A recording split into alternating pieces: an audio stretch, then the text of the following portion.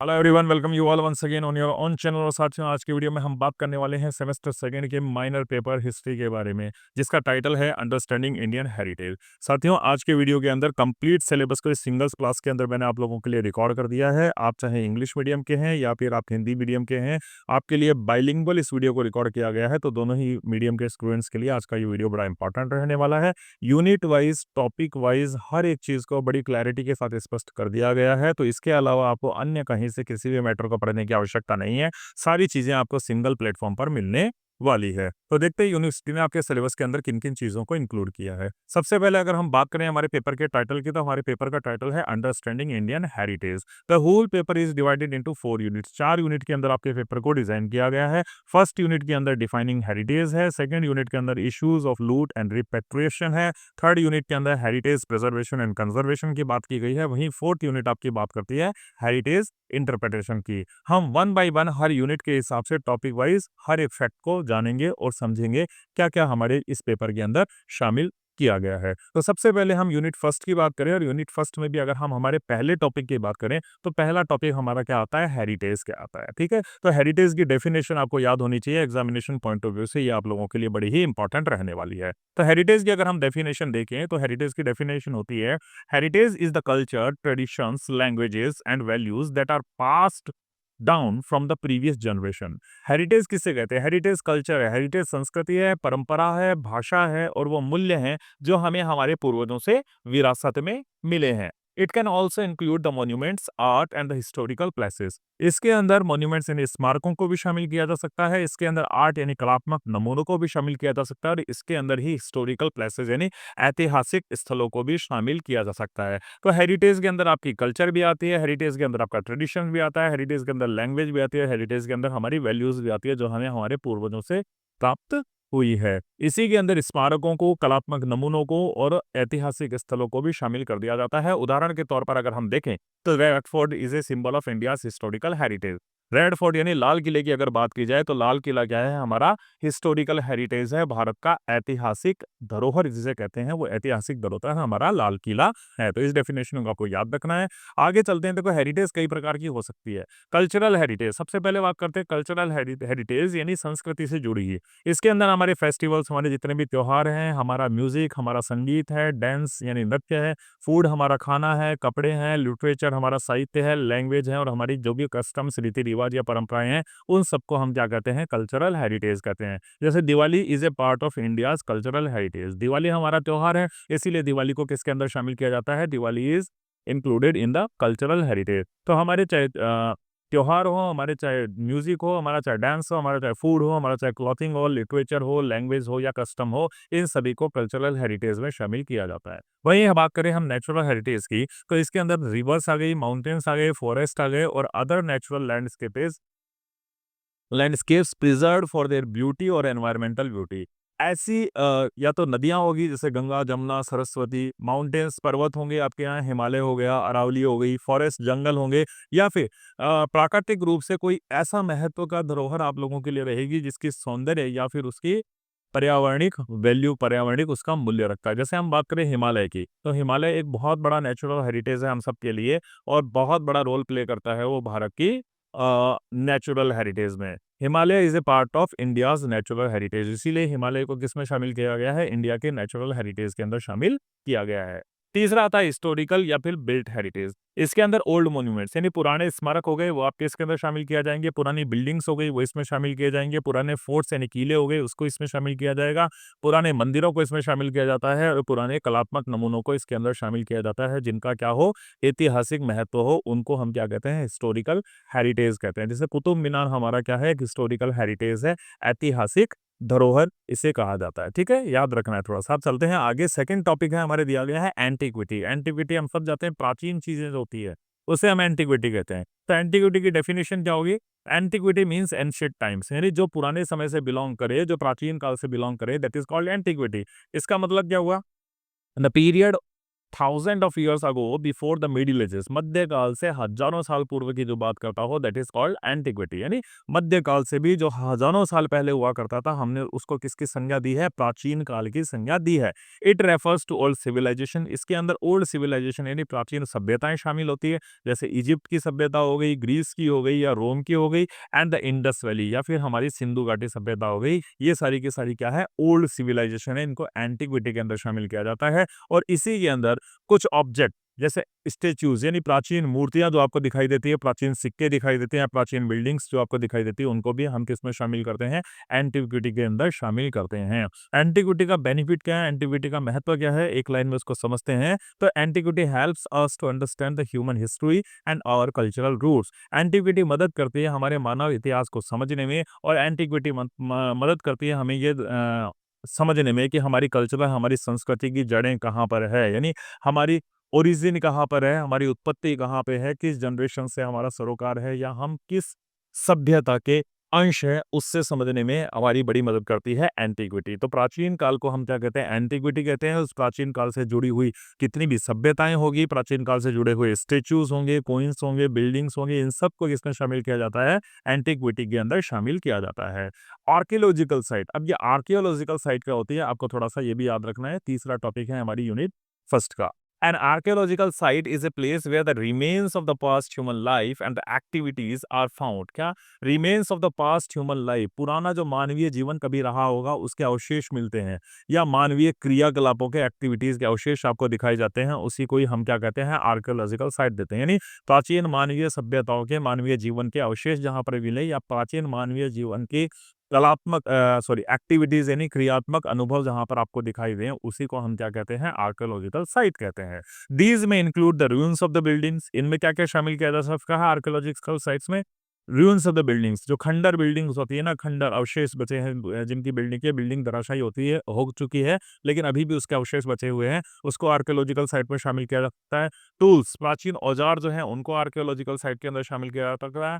Pottery, pottery यानी जो मिट्टी के बर्तन वगैरह जो हुआ करते थे, जो प्राचीन सभ्यता के मनुष्य यूज में लिया करते थे, उनको शामिल किया जाता है। प्राचीन मनुष्य की हड्डियां भी उसमें शामिल है, प्राचीन जमाने के सिक्के उसमें शामिल है, प्राचीन जमाने का कलात्मक कोई भी वर्क किया गया हो जो हमें बरीड अंडर द ग्राउंड, जमीन के नीचे मिले, जमीन में खुदाई के दौरान मिले, उसी को हम आर्कियोलॉजिकल साइट कह सकते हैं। यानी प्राचीन सभ्यता जो खुदाई के अंदर मिलती है, जिसके अंदर चाहे प्राचीन जमाने की बिल्डिंग के अवशेष हो, चाहे प्राचीन जमाने के औजार हो, प्राचीन जमाने के बर्तन हो, प्राचीन जमाने की हड्डियां हो मनुष्य की, या फिर सिक्के हों, या फिर किसी प्रकार से कोई कलात्मक नमूने हो, अगर वो जमीन के नीचे कहीं पर दफन हुए हुए मिलते हैं, तो हम उसी को आर्कियोलॉजिकल साइट कहते हैं। Archaeologist study these sites to understand the ancient culture and civilization, और जो आर्कियोलॉजिस्ट होते हैं वो इन आर्कियोलॉजिकल साइट का जो होता है स्टडी क्यों करते हैं, ताकि हम प्राचीन सभ्यता को समझ पाएं, ताकि हम प्राचीन सिविलाइजेशंस को समझ पाएं। तो प्राचीन संस्कृति, प्राचीन सभ्यता को समझने के लिए आर्कियोलॉजिस्ट जो होते हैं वो इन साइट्स का अध्ययन करते हैं। इसका एग्जाम्पल आप देख सकते हो, आर्कियोलॉजिकल साइट्स मोहनजोदाड़ो, ये आप देख रहे हो, ये मोहनजोदाड़ो है, और इस प्रकार के खंडरनुमा आपको जो इमारतें प्राप्त होती हैं मोहनजोदाड़ो से, उनको हम आर्कियोलॉजिकल साइट्स कहते हैं। हड़प्पा आपकी आर्कियोलॉजिकल साइट है, नालंदा यूनिवर्सिटी के जो खंडर आपको दिखाई देते हैं वो भी आर्कियोलॉजिकल साइट्स हैं, तो इन्हीं को हम आर्कियोलॉजिकल साइट्स कहते हैं। पांचवा आपका टॉपिक आता है tangible and intangible heritage. Tangible heritage क्या होती है और इनटेंजिबल हेरिटेज क्या होती है, आपको याद रखना है, इनके बीच का डिफरेंस पूछा जा सकता है। टेंजिबल हेरिटेज को हम कहते हैं साक्षात धरोहर या फिर भौतिक धरोहर। Tangible heritage refers to the things we can see, touch and physically preserve. Tangible heritage कौन सी होती है, वो चीजें जिनको हम देख सकते हैं, टच यानी स्पर्श कर सकते हैं, और फिजिकली यानी साक्षात रूप से हम जिनको प्रिजर्व यानी संरक्षित कर सकते हैं, यानी फिजिकली जिनको संभाल करके हम रख सकते हैं, वो हमारे सामने मौजूद होती है, उनको हम टेंजिबल हेरिटेज कहते हैं। ठीक है, तो ऐसी चीजें जिनको आप देख सकते हैं, ऐसी चीजें जिनको आप स्पर्श कर सकते हैं, और ऐसी चीजें जिनको आप संरक्षित करके रख सकते हैं, उन्हीं को हम क्या कहते हैं, टेंजिबल हेरिटेज कहते हैं। दीज इंक्लूड्स बिल्डिंग्स, जैसे बिल्डिंग है साक्षात आपको दिखाई देगी, बिल्डिंग को आप देख भी सकते हो, बिल्डिंग को आप स्पर्श भी कर सकते हो, और बिल्डिंग को आप प्रिजर्व भी कर सकते हो, तो बिल्डिंग क्या हो गई, टेंजिबल हेरिटेज हो गई। ऐतिहासिक स्मारक, स्मारक जो हो गए वो भी टेंजिबल हेरिटेज हो गए। आर्टिफैक्ट्स जो हो गए वो भी आपके कलात्मक नमूने जो भी हो गए, प्राचीन मूर्तियां जो हो गई वो भी क्या हो गई, आपके टेंजिबल हेरिटेज हो गए। स्कल्पचर्स हो गए, और मैन्युस्क्रिप्ट, प्राचीन किताबें, पांडुलिपियां जो होती है वो भी आपकी क्या हो गई, टेंजिबल हेरिटेज हो गई। तो ये सारी साक्षात रूप में आपके सामने मौजूद रहती है, फिजिकली आपके सामने मौजूद रहती है, आप इनको देख सकते हैं, आप इनको स्पर्श कर सकते हैं और आप इनको संरक्षित करके रख सकते हैं, प्रिजर्व कर सकते हैं। इसीलिए इनको टेंजिबल ऑब्जेक्ट कहा जाता है या टेंजिबल हेरिटेज कहा जाता है। अब देखो, टेंजिबल हेरिटेज में हमारा ताजमहल एक टेंजिबल हेरिटेज है, अजंता एलोरा की गुफाएं हैं वो टेंजिबल आपकी हेरिटेज है। एंशिएंट कॉइन्स एंड टॉयल्स, प्राचीन जमाने के सिक्के और प्राचीन जमाने के औजार, उनको भी हम क्या कहते हैं, टेंजिबल हेरिटेज कहते हैं। तो ऐसी कोई भी चीज़ प्राचीन जमाने से जो बिलोंग करती हो और उसको हम देख पा रहे हैं, उसको हम स्पर्श कर पा रहे हैं और फिजिकली वो हमारे सामने मौजूद है और हम उसको संरक्षित कर सकते हैं, तो हम उसी को टेंजिबल हेरिटेज कहते हैं। ये सारी टेंजिबल हेरिटेज है, चाहे अजंता की गुफाओं की आप बात कर लो, चाहे मानस की वाइल्ड लाइफ की आप बात कर लो, चाहे फतेहपुर सीकरी की बात कर लो, हम्पी के मॉन्यूमेंट्स की बात कर लो, हुमायूं के टूम की बात कर लो, सूर्य मंदिर कोणार्क की बात कर लो, खजुराहो की बात कर लो, बुद्धिस्ट मॉन्यूमेंट, तो आगरा का किला है ना, ये सारी के सारे टेंजिबल ऑब्जेक्ट्स हैं क्योंकि फिजिकली ये हमारे सामने मौजूद होते हैं और हम इनको क्या कर सकते हैं, प्रिजर्व कर सकते हैं। अब बात कर लेते हैं थोड़ी सी इंटेंजिबल की। ये इंटेंजिबल हेरिटेज क्या होती है? तो intangible heritage refer to the things we can not touch but they are passed on through traditions, knowledge, skills and expression. देखो, इंटेंजिबल हेरिटेज यानी अमूर्त धरोहर कौन सी होती है, जो जिसको हम टच नहीं कर सकते, जिसको हम स्पर्श नहीं कर सकते, लेकिन वो हम तक पहुंची है। कैसे पहुंची है? वो परंपराओं के थ्रू, प्राचीन ज्ञान के थ्रू, प्राचीन दक्षता के थ्रू और प्राचीन भावों के थ्रू हमारे तक पहुंची है। यानी ऐसी परंपराएं और ज्ञान जिन्हें हम छू तो नहीं सकते, लेकिन वो पीढ़ियों से चले आ रहे हैं। वो एक रीति रिवाजों के तौर पर हो सकता है चले आ रहे हों, वो एक परंपरा के तौर पर हो सकता है चले आ रहे हों, तो उनको हम छू नहीं सकते, लेकिन फिर भी वो परंपराओं से पास डाउन होते रहे हैं एक जनरेशन से दूसरी जनरेशंस में।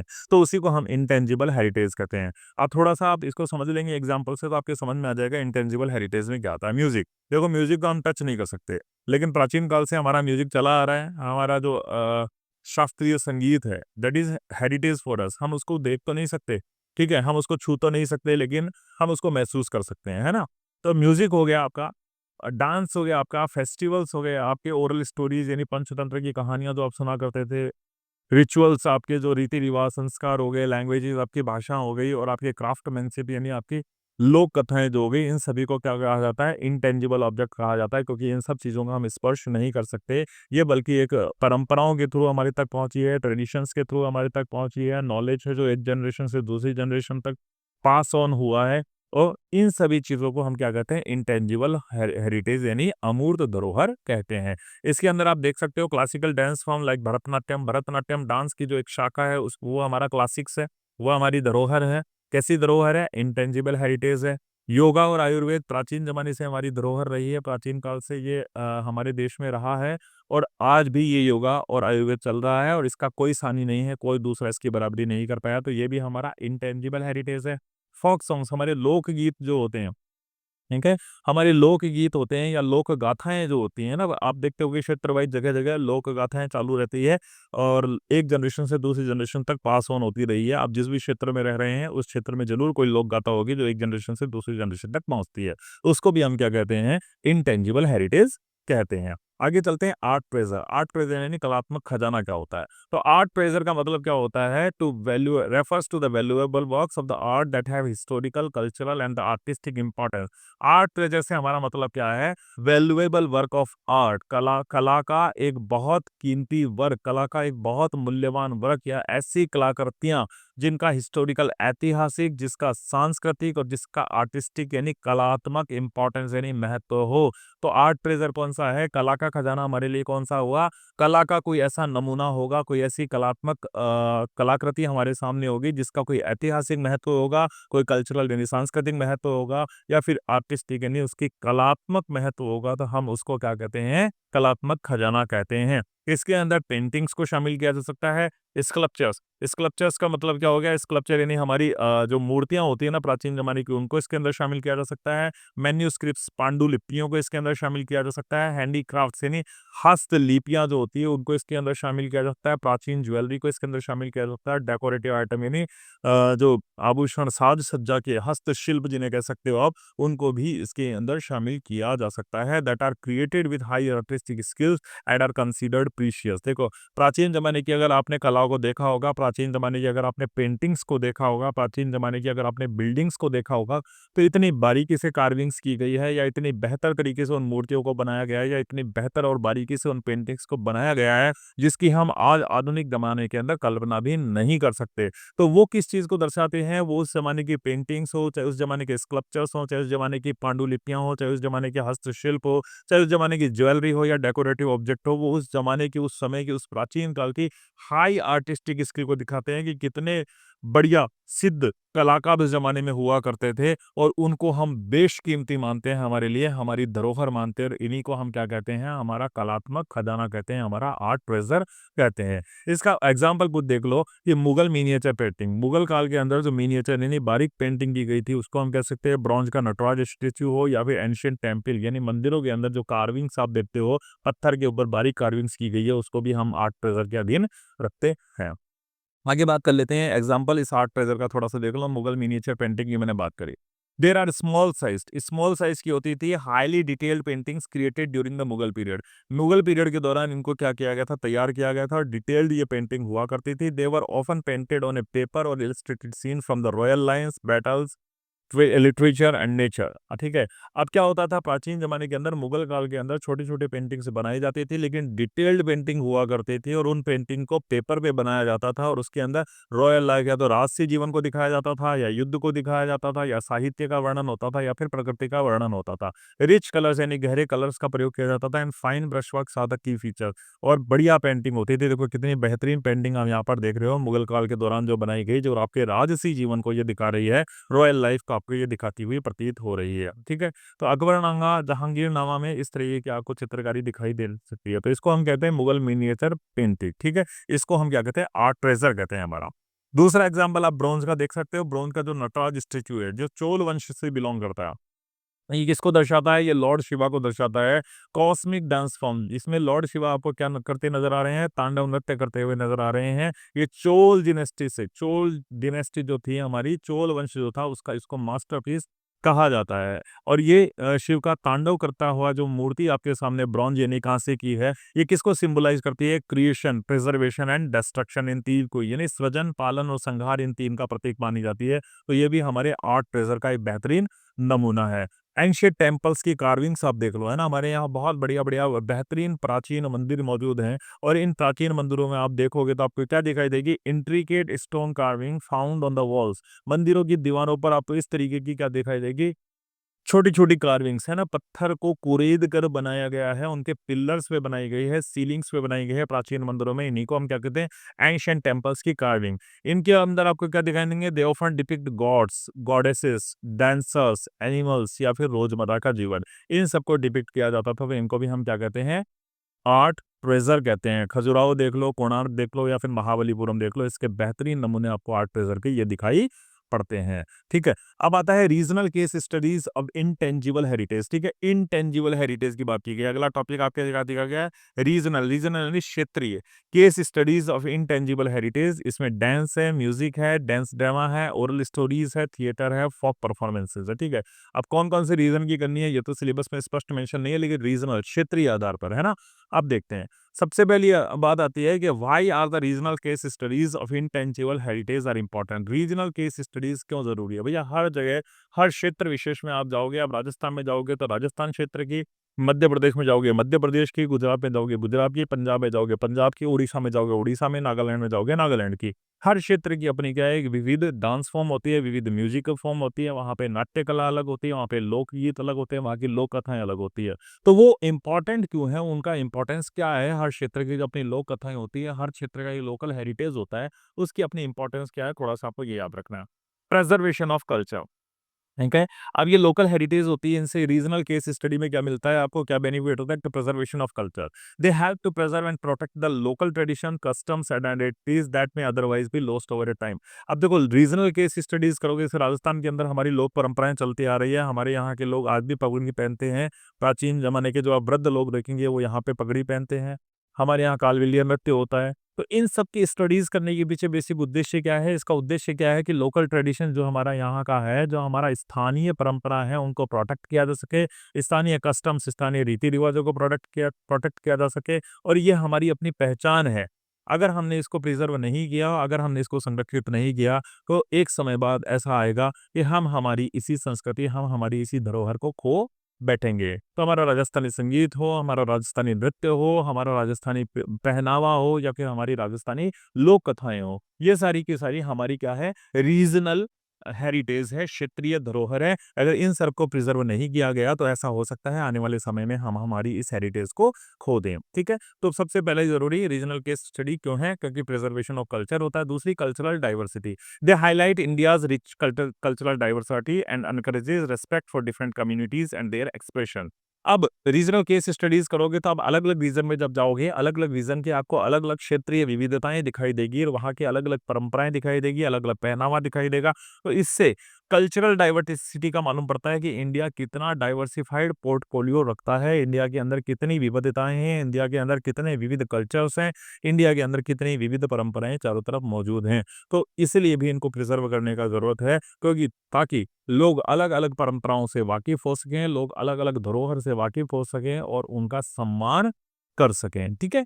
आगे चलते हैं। एजुकेशनल वैल्यू भी है, ठीक है? रीजनल जो हमारी क्षेत्रीय धरोहर होती है, उनकी एक एजुकेशनल वैल्यूज़ भी है। They give students and researchers the real life example, ठीक है? हमारे यहाँ आपने देखा होगा बहुत सारे लोक देवता हैं, तेजा जी हैं, हमारे पाबू जी हैं, हमारे रामदेव जी हैं। तो ये किसके एग्जाम्पल है? ये रियल लाइफ एग्जाम्पल है। तो स्टूडेंट्स जो रिसर्च के क्षेत्र में जाते हैं, जब वो इन लोगों को पढ़ते हैं, तो उनको रियल लाइफ एग्जाम्पल्स मिलते हैं and understand the cultural concepts beyond text book. और जो टेक्स्ट बुक के अंदर नहीं लिखा है, जो किताबों के अंदर नहीं लिखा है, वो संस्कृति उनको इन रियल लाइफ एग्जाम्पल से सीखने को मिलती है। Next, community pride and identity.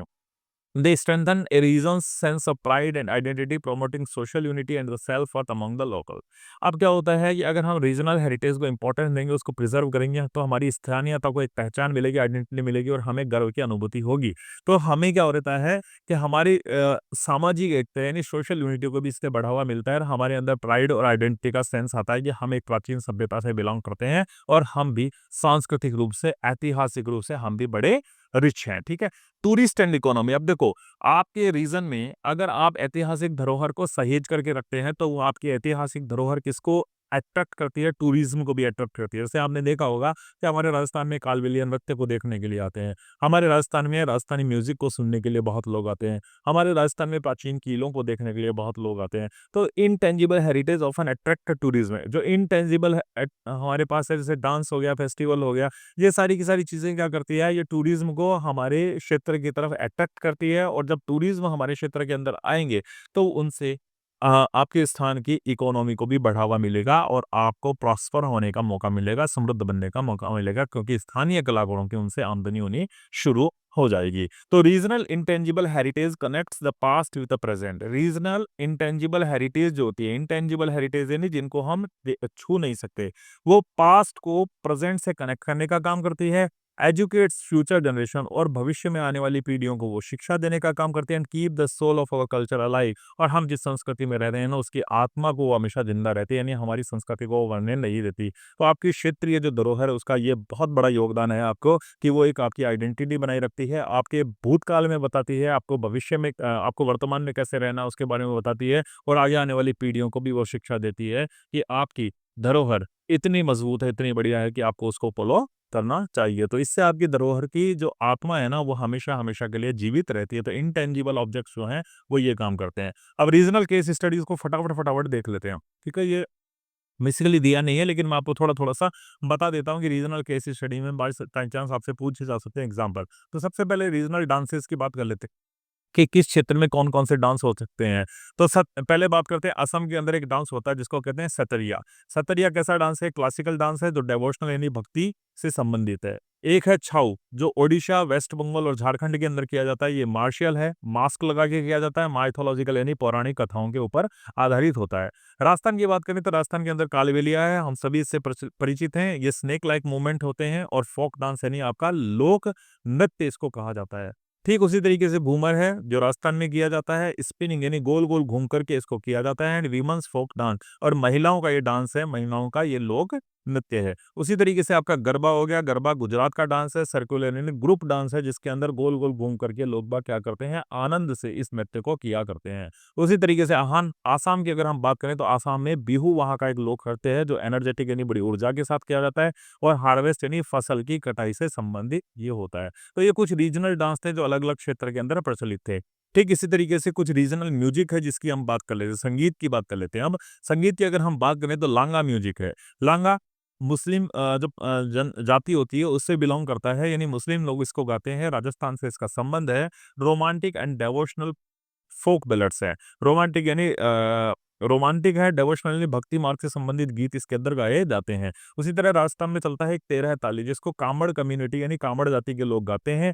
मंजीरा टाइड अप ऑन बॉडी, मंजीरा उनकी बॉडी पे बंधा रहता है और ये एक भक्ति गीत होता है। ठीक उसी तरीके से मांड गायिका, ठीक है, मांड गायिका एक शाही और एक लोक परंपरा है। इसमें सेमी क्लासिकल इसको कहा जाता है, कॉर्टली लव सॉन्ग यानी दरबार से संबंधित प्यार के गीत इसके अंदर गाए जाते हैं। ठीक उसी तरह राजस्थान में पाबू जी की फड़ है जिसको भोपा जाति के लोग जो होते हैं वो गाते हैं। इसमें म्यूजिकल यानी गीत के माध्यम से एक स्क्रॉल रहता है ना, उसकी कहानी को कहा जाता है, यानी पाबू जी की कहानी को इसके अंदर पढ़ा जाता है, फड़ कह सकते हो, पाबू जी की फड़ को पढ़ा जाता है। घूमर सॉन्ग, घूमर भी राजस्थान से डील करता है। राजस्थानी महिलाएं खास तौर से इस डांस को किया करती है, फोक डांस है, और इसको सेलिब्रेशन यानी अच्छे अच्छे जितने भी मौके आते हैं उन सभी पर इस डांस को किया जाता है। तो ये कुछ क्या थे आपके म्यूजिक थे, म्यूजिक से रिलेटेड चीज थी। ठीक है, अब आ जाओ म्यूजिक सॉरी डांस थे, ये वाले सारे के सारे ना डांस म्यूजिक हो गया, यही सारे के सारे जो थे डांस थे। अब आते हैं म्यूजिक पे आ जाते हैं। म्यूजिक की अगर हम बात करें तो बॉल, वेस्ट बंगाल के अंदर बॉल प्रचलित है, मिस्टिकल यानी बड़ा रहस्यमय स्पिरिचुअल फोक सॉन्ग्स है। मांगनियार राजस्थान के अंदर प्रचलित है, फोक सॉन्ग है, क्लासिकल है, और सूफी एलिमेंट इसके अंदर आपको दिखाई देंगे। इसी तरीके से पांडवनी है जो छत्तीसगढ़ में गाया जाता है, म्यूजिकल स्टोरी टेलिंग है फ्रॉम द एपिक्स यानी हमारे महाकाव्यों से स्टोरी टेलिंग इसके अंदर की जाती है। जेलियन सॉन्ग्स है जो नागालैंड के अंदर बड़े प्रचलित हैं। ट्राइबल यानी जनजातीय गीत हैं अबाउट लाइफ एंड नेचर, जिसमें जीवन और प्रकृति से संबंधित गीतों को गाया जाता है। कार्नेटिक म्यूजिक है जो साउथ इंडिया से डील करता है, इसमें क्लासिकल डिवोशनल परफॉर्मेंसेस की जाती है। आगे चल लेते हैं थोड़ा सा और बात कर लेते हैं डांस ड्रामा की। ठीक है, ये बड़ा इंपॉर्टेंट है डांस ड्रामा। डांस ड्रामा यानी डांस के रूप में एक ड्रामा नाटक पूरा किया जाता है, उसमें सबसे पहले आती है ख्याल। ठीक है, मैंने राजस्थान की चीजों को लिया है क्योंकि यहाँ से पूछा जाता है। Khyal is a traditional folk theatre of Rajasthan that combines song, acting, dance and dialogue. Rajasthan का एक ट्रेडिशनल फोक थिएटर है, राजस्थान का फोक डांस है ख्याल, जिसके अंदर क्या होता है, गीत भी होता है, कलाकारी भी होती है, डांस भी होता है, और डायलॉग यानी संवाद भी उसके अंदर होते हैं। इसके अंदर हिस्टोरिकल, रिलीजियस या फिर कोई रोमांटिक कहानी हो सकती है, जैसे कि पाबू जी की या अमर सिंह की कहानियां इस ख्याल के थ्रू सुनाई जाती है। Performers use colourful costumes and dramatic gestures. जो इसमें काम करने वाले किरदार निभाते हैं वो कलरफुल कॉस्ट्यूम्स को पहनते हैं और ड्रामेटिक गेस्चर्स यानी उनकी आकर्षक भाव भंगिमा होती है। अगली बात कर लेते हैं तमाशा, जो भी हमारे राजस्थान के अंदर प्रचलित है, जो राजस्थान मध्य प्रदेश के बॉर्डर पर खास करके बड़ा फेमस है। The more prominent in Maharashtra, हालांकि महाराष्ट्र से ये लिया गया है, इसका कंसेप्ट महाराष्ट्र से आया है, महाराष्ट्र में बेसिकली ये चलता है, लेकिन फिर भी localised version of Tamasha is performed in eastern Rajasthan. Eastern Rajasthan में बेसिकली इसको परफॉर्म किया जाता है। ब्लाइंडिंग डांस, मिक्स डांस होता है, सैटायर व्यंग्य होता है, कॉमेडी हास्य होता है, और स्टोरी टेलिंग, और इसमें किसी प्रकार की कोई कहानी को गा करके सुनाया जाता है। इट ऑफन इंक्लूड सोशल और मोरल थीम्स, इसमें सामाजिक या फिर कोई नैतिक थीम को लेकर के इसको किया जाता है। फटाफट देख लीजिए एक एक चीज। मार्च, तीसरा आता है मार्च।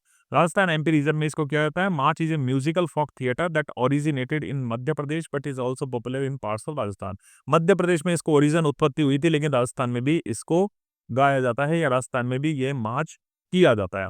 इसमें सिंगिंग होती है, एक्टिंग होती है, रिलीजियस स्टोरी टेलिंग होती है, usually centred on the epics और द फोक हीरो। ये या तो महाकाव्य पे बेस्ड होता है, या फिर फोक हीरो यानी कोई लोक हीरो, कोई लोक नायक होगा, उसके ऊपर ये बेस्ड रहता है। पाबू जी की फड़ हम सभी इससे बेली आती प्रचलित है कि म्यूजिकल स्टोरी टेलिंग परफॉर्मेंस होती है, गीत के रूप में पूरी की पूरी पाबू जी की कहानी को पढ़ करके सुनाया जाता है, गा करके सुनाया जाता है। जो भोपा जाति के लोग जो होते हैं, एक बड़ा सा स्क्रॉल रहता है कागज का, उसको पढ़ते हुए गाते हैं संगीतमय धुन के साथ में। दे सिंग, और वो गाने के साथ में इनएक्ट यानी एक्टिंग भी करते हैं heroic tales of the folk deity Pabuji through the dramatic expression. Pabuji के जीवन के अंदर उनकी घटनाओं को बड़े ही हेरोइक अंदाज में गा करके और गाने के साथ में उसका अभिनय करके भी बताया जाता है और एक्सप्रेशंस के साथ में उनकी पूरी की पूरी चीजों को एक्सप्लेन किया जाता है। फिर आता है देखो गौरी। गौरी जो होता है भील जो जनजाति होने थे है ना, बेसिकली भील जनजाति से इस डांस का जो है डांस फॉर्म का या डांस ड्रामा का इसका भील जनजाति से क्या है सरोकार होता है। तो it's a dance drama performed by the Bhil, Bhil community होती है वो गाते हैं। साउदर्न राजस्थान की बात है, स्पेशली ड्यूरिंग द मानसून के सीजन में इसको गाया जाता है। 40 डे रिचुअल यानी 40 दिन के इस रिचुअल होता है जहाँ पे विलेजर्स गांव वाले जो भी होते हैं वो मिथिकल और द मॉरल स्टोरीज के आधार पर इसमें मास्क में डांस करते हैं और अर्धी ह्यूमर यानी जमीन से जुड़े हुए ह्यूमर ह्यूमर यानी हास्य के साथ में इसको या हंसी मजाक के अंदर इस डांस को किया जाता है। ठीक इसी तरीके से रामलीला होती है नॉर्थ इंडिया में, खासकर उत्तर प्रदेश के अंदर बड़ी फेमस है। Dramatic folk reenactment of the Ramayan, Ramayan की स्टोरी का इनेक्टमेंट होता है परफॉर्म्ड ओवर सेवरल नाइट्स, कुछ रातों तक इसका ये ड्रामा चलता है। दशहरा के दौरान खासकर आपको रामलीला हर जगह होती हुई दिखाई देगी। इसमें म्यूजिक होता है, डायलॉग होता है, एक्टिंग होती है और डिवोशनल यानी भक्ति की कोई कहानी कही जाती है। राम जी की जो कहानी होती है बेसिकली ये राम रावण जो युद्ध हुआ था उसी के ऊपर बेस्ड होती है आपकी रामलीला की कहानी। ठीक है, अब regional case studies of the intangible heritage, oral stories की बात कर लेते हैं। ओरल स्टोरीज इनटेंजिबल की, ठीक है। पाबूजी की फड़ की मैंने आपको बात कर दी। भोपा जनजाति के जो लोग होते हैं वो पाबूजी की फड़ को गाते हैं। एपिक स्टोरी होती है, स्क्रॉल पेंटिंग यानी एक लंबा सा कागज सॉरी कपड़ा होता है जो स्क्रॉल में होता है, उस कपड़े को धीरे धीरे खोला जाता है और पाबूजी की लोक कथा को भोपा जाति के लोग आते हुए सुनाते हैं। ठीक इसी तरीके से कावड़ कथा होती है जो राजस्थान की फेमस है। पोर्टेबल श्राइन होता है और उस श्राइन के थ्रू स्टोरी टेलिंग की जाती है। फिर दास्तान गोई होगी। दास्तान गोई नॉर्थ इंडिया की फेमस है। बेसिकली उर्दू की जो कहानियां होती है उसको इसके इसमें दो व्यक्तियों के द्वारा कहा जाता है। फिर ओग्गू कथा जो तेलंगाना की फेमस है, इसमें लोकल डीडीज की कहानियों को कहा जाता है। फिर बुर्रा कथा आंध्र प्रदेश की फेमस है। ट्रायो परफॉर्मेंस होती है, सोशल मैसेज इसके अंदर कोई दिया जाता है। हरी कथा है जो साउथ इंडिया की फेमस है, इसमें डिवोशनल स्टोरीज होती है जो सॉन्ग के साथ में गाई जाती है। ठीक है, आपको बेसिकली इनके नाम नाम थोड़े से याद रखने हैं ताकि आप एग्जामिनेशन पॉइंट ऑफ व्यू से इनके नाम भी लिख के आओगे, it will make an impact on your answer. ठीक है, अ- अ- आगे चलते हैं। Regional case studies on intelligible heritage folk performance यानी लोक गीतों की या लोक नृत्य की आप बात कर लो। गरबा गुजरात से बिलोंग करता है, सर्कुलर डांस है। भांगड़ा की बात करें तो पंजाब से बिलोंग करता है। कालबेलिया की बात करें तो राजस्थान से बिलोंग करता है। थीयम की बात करें तो ये केरला का डांस है। रिचुअलिस्टिक डांस है, डिवाइन स्टोरी टेलिंग इसके अंदर होती है। छाऊ की बात करें वेस्ट बंगाल का है। ढोल छोलम की बात करें मणिपुर का है। लावणी महाराष्ट्र की बड़ी फेमस है और चौपड़ी हिमाचल प्रदेश की बड़ी फेमस है। तो ये कुछ फोक परफॉर्मेंस है रीजन की, यानी फोक परफॉर्मेंस लोक नृत्य हैं जो क्षेत्र विशेष के अंदर बड़े प्रचलित हैं। आगे चलते हैं यूनिट सेकंड के अंदर। यूनिट सेकंड अगर हमारी बात करते हैं इश्यूज ऑफ लूट and repatriation heritage ownership and legislation. ठीक है, अब इसकी बात कर लेते हैं। इश्यूज ऑफ लूट एंड रिपैट्रिएशन एक्चुअली है क्या? तो the issues of loot and repatriation refer to the illegal theft and smuggling of the cultural heritage objects and the legal and the ethical efforts to return to them to their rightful owner of the country। देखो बहुत बार ऐसा हुआ है या आपने देखा भी होगा कि हमारे देश के अंदर कॉलोनाइजेशन हुआ था, जब अंग्रेज आए थे तो उन्होंने हमारी सांस्कृतिक धरोहर को बड़ी ही क्षति पहुंचाई थी। यहाँ से वो क्या करके ले गए, यहाँ से हमारी जो बेहतरीन चीजें थी उन्होंने उनको यहाँ से दूसरे देश में यानी अपने देशों के अंदर उसको पहुंचा दिया था। और आज भी आप देख रहे हो जो प्राचीन चीजें हैं उनको कोई चोर होगा, कोई बड़ा आ, डॉन होगा, है ना, इस तरीके के लोग क्या करते हैं प्राचीन चीजों को हमारे देश से चुराते हैं और उनको स्मगल करते हैं दूसरे देशों के अंदर, क्योंकि इनको इनकी एक बेहतरीन कीमत उनको दूसरे देश से मिलती है। तो इसीलिए इश्यूज ऑफ लूट एंड रेपुटेशन आया। इसका ये एक एथिकल एफर्ट्स है, ये एक पूरी तरीके से असली मालिक को उसकी चीजें उस तक पहुंचा दी जाए उसको लेकर के एक प्रयास किया गया था कि आपके देश की अगर कोई चीज है और किसी कारणवश वो दूसरे देश में चली गई, स्मगल होकर के चली गई या लूट के थ्रू चली गई, तो आप अपने देश की चीज को वापस नैतिकता के थ्रू या नैतिक प्रयास है ये कि कानूनी रूप से आपको आपकी चीजें वापस लौटाई जाए। ठीक है, लूट and heritage ownership and legislation, ये पहला टॉपिक दिया गया है जिसको थोड़ा सा समझ लेते हैं। लूट हम सबको पता है लूट क्या होती है। Loot in the context of cultural and historical artifacts generally refer to the illegal acquisition और the theft of cultural items such as the artwork, manuscript, religious artifacts and the cultural treasure. देखो आपका कोई सांस्कृतिक खजाना होगा, आपकी कोई सांस्कृतिक कलाकृतियाँ होगी, आपकी कोई धार्मिक कलाकृतियाँ होगी, आपका कोई कलात्मक नमूना होगा, आपके देश की कोई पांडुलिपियाँ होगी या फिर आपके देश का कोई भी सांस्कृतिक आइटम होगा, सांस्कृतिक चीज़ होगी, अगर कोई इनको चुरा लेता है या फिर इल्लीगल यानी गैर कानूनी रूप से इन चीज़ों को हथिया लेता है, तो इसी को हम क्या कहते हैं? लूट कहते हैं। यानी आपके देश की कला को, आपके देश की पांडुलिपि को, आपके देश के धार्मिक आर्टिफैक्ट्स, आपके देश के धार्मिक चीज़ों को कोई भी अगर गलत तरीके से हथिया लेता है, इल्लीगली गैर कानूनी रूप से हथिया लेता है या चुरा लेता है, तो इसी को हम क्या कहते हैं? लूट कहते हैं। These looted items have leave a lasting impact on a nation's heritage and its identity। और लूटी गई वस्तुएँ जो होती हैं, इस तरीके से जो गैर कानूनी रूप से आपसे लूट ली गई वस्तुएँ होती है ना, वो हमारे राष्ट्र की विरासत होती है और उसकी पहचान व गहरा पहचान पर वो एक गहरा और स्थायी प्रभाव छोड़ती है। यानी हमारे देश की पहचान थी वो, लेकिन अब हमसे लूट ली गई, अब किसी और देश में चली गई स्मगल होकर के। लेकिन हमारे देश की पहचान थी, तो हमारे देश की संस्कृति, हमारे देश की पहचान, हमारे देश के हेरिटेज पर उससे बहुत बड़ा असर पड़ता है। तो कुछ की फीचर्स दिए गए हैं, कुछ की इश्यूज़ दिए गए हैं related to heritage, ownership and legislation. Heritage, ownership और लेजिस्लेशन को लेकर के कुछ की इश्यूज़ हैं, जिसका ज़िक्र हम अब करने वाले हैं। कॉलोनियल लूटिंग, देखो लूटिंग कहाँ से शुरू हुई है? अब कहते हैं कॉलोनियल लूटिंग। कॉलोनियल लूटिंग क्या होती है? जब उपनिवेश आपका देश बन जाता है, यानी कोई बाहरी ताकत आकर के आपके देश पे शासन करने लग जाती है, उस दौरान जो लूटिंग होती है, उसको ही हम कॉलोनियल लूटिंग कहते हैं। जैसे अंग्रेजों ने हमारे ऊपर 200 वर्ष शासन किया, तो हमने बहुत कुछ कल्चरली खोया था, तो उसी को औपनिवेशिक लूट हम कहते हैं। During the colonial period, many countries' cultural artifacts were looted by the colonial powers and were taken to the museum or the private collections to the colonized countries। बहुत से देश इस संसार के अंदर गुलाम हुए थे और जब वो गुलाम हुए थे, तो वो ताकतें जिन्होंने उन देशों के ऊपर राज किया, उस देश की सांस्कृतिक धरोहरों को उन्होंने लूट लिया और वो अपने म्यूज़ियम में ले गए या फिर वो प्राइवेट कलेक्शन में ले गए, जहाँ पर वो निवास करते थे। तो कॉलोनियों से उन्होंने लूटा और अपने देश में वो लूट का सामान ले गए, वहाँ ले जाकर के उन्होंने उसे म्यूज़ियम में रख दिया, फिर प्राइवेट कलेक्शन में रख दिया। एग्ज़ाम्पल के तौर पे अगर हम बात करें, तो India's Kohinoor diamond, Sanchi stupa, relics and the Algerian marbles taken from Greece are considered to be cultural treasure looted by the colonial powers। हमारे देश का चाहे कोहिनूर हीरा हो, हमारे देश का सांची स्तूप के अवशेष हो या फिर ग्रीस का एल्जियन मार्बल हो, ये सारे के सारे क्या थे? कल्चरल ट्रेजर थे, जिनको कॉलोनियल पावर्स ने लूट लिया था या औपनिवेशिक ताकतों ने जिनको लूट लिया था। अब इसको रोकने के लिए कुछ संधियाँ बनाई गई, यानी कन्वेंशंस और एक्ट बनाए गए, ठीक है? ये इंपॉर्टेंट है, कन्वेंशंस और एक्ट बनाए गए, इनमें कुछ इंटरनेशनल भी थे और इनमें कुछ नेशनल भी थे। यानी अब इस तरीके की लूट नहीं हो और आपका अगर सामान लूट लिया गया था प्राचीन समय में कभी, तो वो वापस आपके देश तक पहुँच जाए, इसके लिए कुछ संधियाँ हुई, कुछ एक्ट बनाए गए, कुछ कानून बनाए गए, ये कानून नेशनल भी थे और इंटरनेशनल भी थे।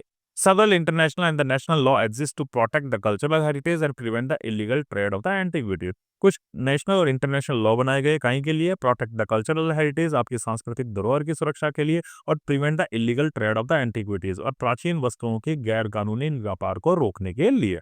These conventions aim to ensure that the stolen or the illegally acquired cultural property is returned to its rightful owner or the nations।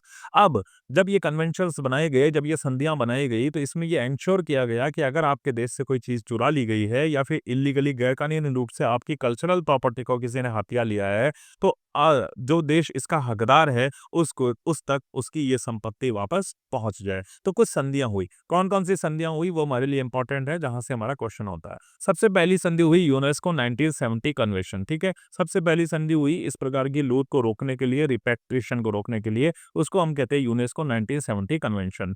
पूरा नाम था इसका convention on the means of prohibiting and preventing the illicit import, export and transfer of ownership of cultural property. तो UNESCO 1970 convention हुआ। इसका उद्देश्य क्या था? The UNESCO 1970 convention was adopted to stop the illegal trafficking of the cultural property across the country. UNESCO 1970 का जो conversion हुआ था, उसमें क्या था? विभिन्न देशों में जो सांस्कृतिक संपत्ति की अवैध तस्करी थी, उसको रोकने के लिए इस यूनेस्को 1970 के कन्वेंशन को लाया गया था। It provides a legal framework for the countries to prevent theft, illegal export and the sale of the cultural heritage. यह देशों की सांस्कृतिक धरोहर की चोरी, उनके अवैध निर्यात और बिक्री को रोकने के लिए एक कानूनी ढांचा प्रदान करता है या कानूनी फ्रेमवर्क प्रदान करता है। यानी आपके देश से कोई सांस्कृतिक धरोहर की चोरी ना हो, आपके देश से कोई सांस्कृतिक धरोहर का अवैध निर्यात यानी इल्लीगल एक्सपोर्ट ना हो, उन सभी को रोकने के लिए ये एक आपको एक कानूनी एक लॉ का फ्रेमवर्क देता है। उद्देश्य क्या था, पर्पस क्या था? Prevent illegal trade in the cultural property and enables countries to reclaim the looted artefacts. इसका उद्देश्य था कि भैया आपकी कोई कल्चरल प्रॉपर्टी है, आपकी कोई सांस्कृतिक धरोहर है, तो उसका इल्लीगल ट्रेड नहीं हो, गैर कानूनी व्यापार उसका नहीं हो और आपका लूटा गया सामान आप उस पर वापस दावा कर पाओ और आप तक आपका सामान वापस पहुंच पाए। इसी के लिए यूनेस्को 1970 का कन्वेंशन हुआ था। मेन पॉइंट की अगर हम बात करें तो फटाफट देख लेते हैं। यूनेस्को ने इसको एडॉप्ट किया था, एडॉप्टेड बाय यूनेस्को इन 1970। कब एडॉप्ट किया था यूनेस्को ने इसको? 1917 में एडॉप्ट किया था। एम क्या था? Stop illicit import, export and transfer of the cultural property. अवैध निर्यात, अवैध आयात, स्वामित्व स्थानांतरण को रोकना इसका उद्देश्य था। Helps countries to recover stolen and the smuggle good. कोई चीज आपके यहाँ से चुरा ली गई है तो वापस आप तक वो पहुंच जाए, इसके लिए आपकी मदद करना इसका उद्देश्य था। Encourages museum and the buyers to verify the legal origin of the item. संग्रहालय यानी म्यूजियम जो भी थे या जिन्होंने इन वस्तुओं को खरीदा था, उनको ये मोटिवेट करना कि वो वैधता की जांच करें, वैलिडिटी की जांच करें कि ये किस देश से बिलोंग करती है, किस देश की ये संस्कृति की हिस्सा है। Promotes public awareness and educational efforts about the heritage protection. लोगों को जगाना, लोगों में एक सतर्कता लाना कि वो अपनी जो धरोहर है उसके संरक्षण के बारे में जाने और वो उसके प्रति शिक्षित बने। Recommends export certification system and national inventory and निर्यातन प्रमाणन प्रणाली और राष्ट्रीय सूचीकरण की सिफारिश करना। ठीक है, तो एक एक्सपोर्ट सर्टिफिकेशन सिस्टम को लाने की कवायद की गई थी ताकि देशों की इल्लीगल जो संपत्ति का निर्यात हो रहा है या आयात हो रहा है उसके ऊपर लगाम लगाई जा सके। तो ये था यूनेस्को का 1970 कन्वेंशन। अगला एक कन्वेंशन हुआ था उसको हम क्या कहते हैं? यूनिड्रॉइड कन्वेंशन, जो 1995 के अंदर हुआ था। द यूनिड्रॉइड कन्वेंशन ऑन स्टोलन और इलीगली एक्सपोर्टेड कल्चरल ऑब्जेक्ट, ये इसका पूरा नाम था। चोरी और अवैध रूप से निर्यात की गई सांस्कृतिक वस्तुओं का यूनाइटेड कन्वेंशन, जो 1995 के अंदर हुआ था। तो 1970 के अंदर जो कन्वेंशन हुआ था ना, बेसिकली ये उसका ही एक्सटेंशन आप कह सकते हो। The UNIDROIT 1995 convention completes the UNESCO 1970 convention. Complements यानी उसी में जोड़ा गया था। तो 1970 का जो यूनेस्को जो हमारा कन्वेंशन हुआ था ना, उसी के अंदर ही एडिशन था आपका UNIDROIT. It provides the clear legal routes for the return of the stolen and illegally exported cultural object. और इसके अंदर बिल्कुल स्पष्ट तौर से जारी कर दिया गया था कि भैया कानूनी प्रावधान होंगे, जिस देश से गैर कानूनी रूप से किन्हीं चीज़ों को एक्सपोर्ट निर्यात कर दिया गया है या उनको चुरा लिया गया है, तो उस देश तक उसकी ये सांस्कृतिक ऑब्जेक्ट वापस पहुंचे, इसके लिए क्लियर कट कानून यूनिट्रोइट 1995 के अंदर बना दिए गए थे। It is a It is a binding agreement between the countries to return the cultural property to its rightful owner of the countries। ये एक क्या था? बाध्यकारी समझौता था। दो देशों या दो से ज्यादा देशों के बीच में संपत्ति का, कल्चरल संपत्ति का, उनकी ऐतिहासिक धरोहर की संपत्ति का यदि चुरा ली गई है या फिर इधर से उधर वो एक्सपोर्ट कर दी गई है, तो वो इस संपत्ति के राइटफुल ऑनर तक उसकी वो धरोहर पहुंचे, इसके लिए एक बाइंडिंग एग्रीमेंट था, एक बाध्यकारी समझौता था जो देशों के बीच में किया गया था। मेन पॉइंट यूनिड्रोइट की बात कर लेते हैं। तो adopted in 1995 by UNIDROIT, international institute for the unification of the private law. 1995 में इसको अडॉप्ट किया गया था, जिसमें क्या था? निजी कानूनों के एकीकरण के लिए अंतर्राष्ट्रीय संस्थान द्वारा इसको अपनाया गया था। मेन उद्देश्य क्या था? Focus on the return of the stolen और the illegally exported cultural goods. यानी आपके देश की अगर कोई कल्चरल ऑब्जेक्ट की चोरी हो गई है या उसको गैरकानूनी रूप से कहीं निर्यात कर दिया गया है, तो भैया वो आप तक वापस पहुंच जाए, आपकी चुराई गई चीज, इसके लिए इसको बनाया गया था। Provides time limit for making claims usually with in the 3 years of discovery. और इसमें टाइम लिमिट भी बताई गई थी, अगर किसी देश में आपको मालूम पड़ गया है कि आपकी ये चीज है, तो 3 साल की अवधि है, 3 साल के अंदर आपको क्लेम करना पड़ेगा, तो आपको आपकी संपत्ति वापस मिल जाएगी। अगर आप लेट हो गए तो फिर शायद आपको वो ना मिल पाए। Buyers of cultural items must prove there acquired them in good faith. अगर आपने कोई सांस्कृतिक वस्तु खरीदी है तो आपको ये साबित करना होगा कि आपने ईमानदारी से उस वस्तु को प्राप्त किया, यानी आपने चोरी का सामान प्राप्त नहीं किया, आपने गैरकानूनी तरीके से प्राप्त नहीं किया, आपने कोई चोरी की वस्तु नहीं खरीदी है ना? तो इसके लिए भी कानून बनाया गया। Support the right of the original owner of the source countries. आपके देश का सामान है, चोरी हो गया, एक्सपोर्ट होकर के किसी देश दूसरे देश में चला गया, तो ये आपको अधिकार देता है, जो ओरिजिनल ओनर हैं, जिस देश की वो संपत्ति थी, उनको ये अधिकार देता है कि भैया आप अपनी संपत्ति को वापस प्राप्त कर पाएं। Promote the international cooperation to combat art theft and trafficking, और कल कला चोरी और तस्करी से निपटने के लिए अंतर्राष्ट्रीय सहयोग को ये बढ़ावा देता है। ठीक है, एक और कन्वेंशन हुआ जिसको हम हेग कन्वेंशन कहते हैं, पूरा नाम था इसका Hague convention for the protection of the cultural property in the event of armed conflict. The convention was first international treaty focused exclusively on protecting cultural property during the armed conflicts like war. यह convention जो था सशस्त्र संघर्ष, जैसे युद्ध हुए होंगे ना, ये तो युद्ध के दौरान आपकी सांस्कृतिक संपत्ति की सुरक्षा के लिए बनाया गया पहला अंतर्राष्ट्रीय समझौता था। यानी युद्ध के दौरान अगर आपकी कोई सांस्कृतिक संपत्ति है उसको नुकसान पहुंचा है तो उसके लिए बनाया गया ये पहला समझौता था।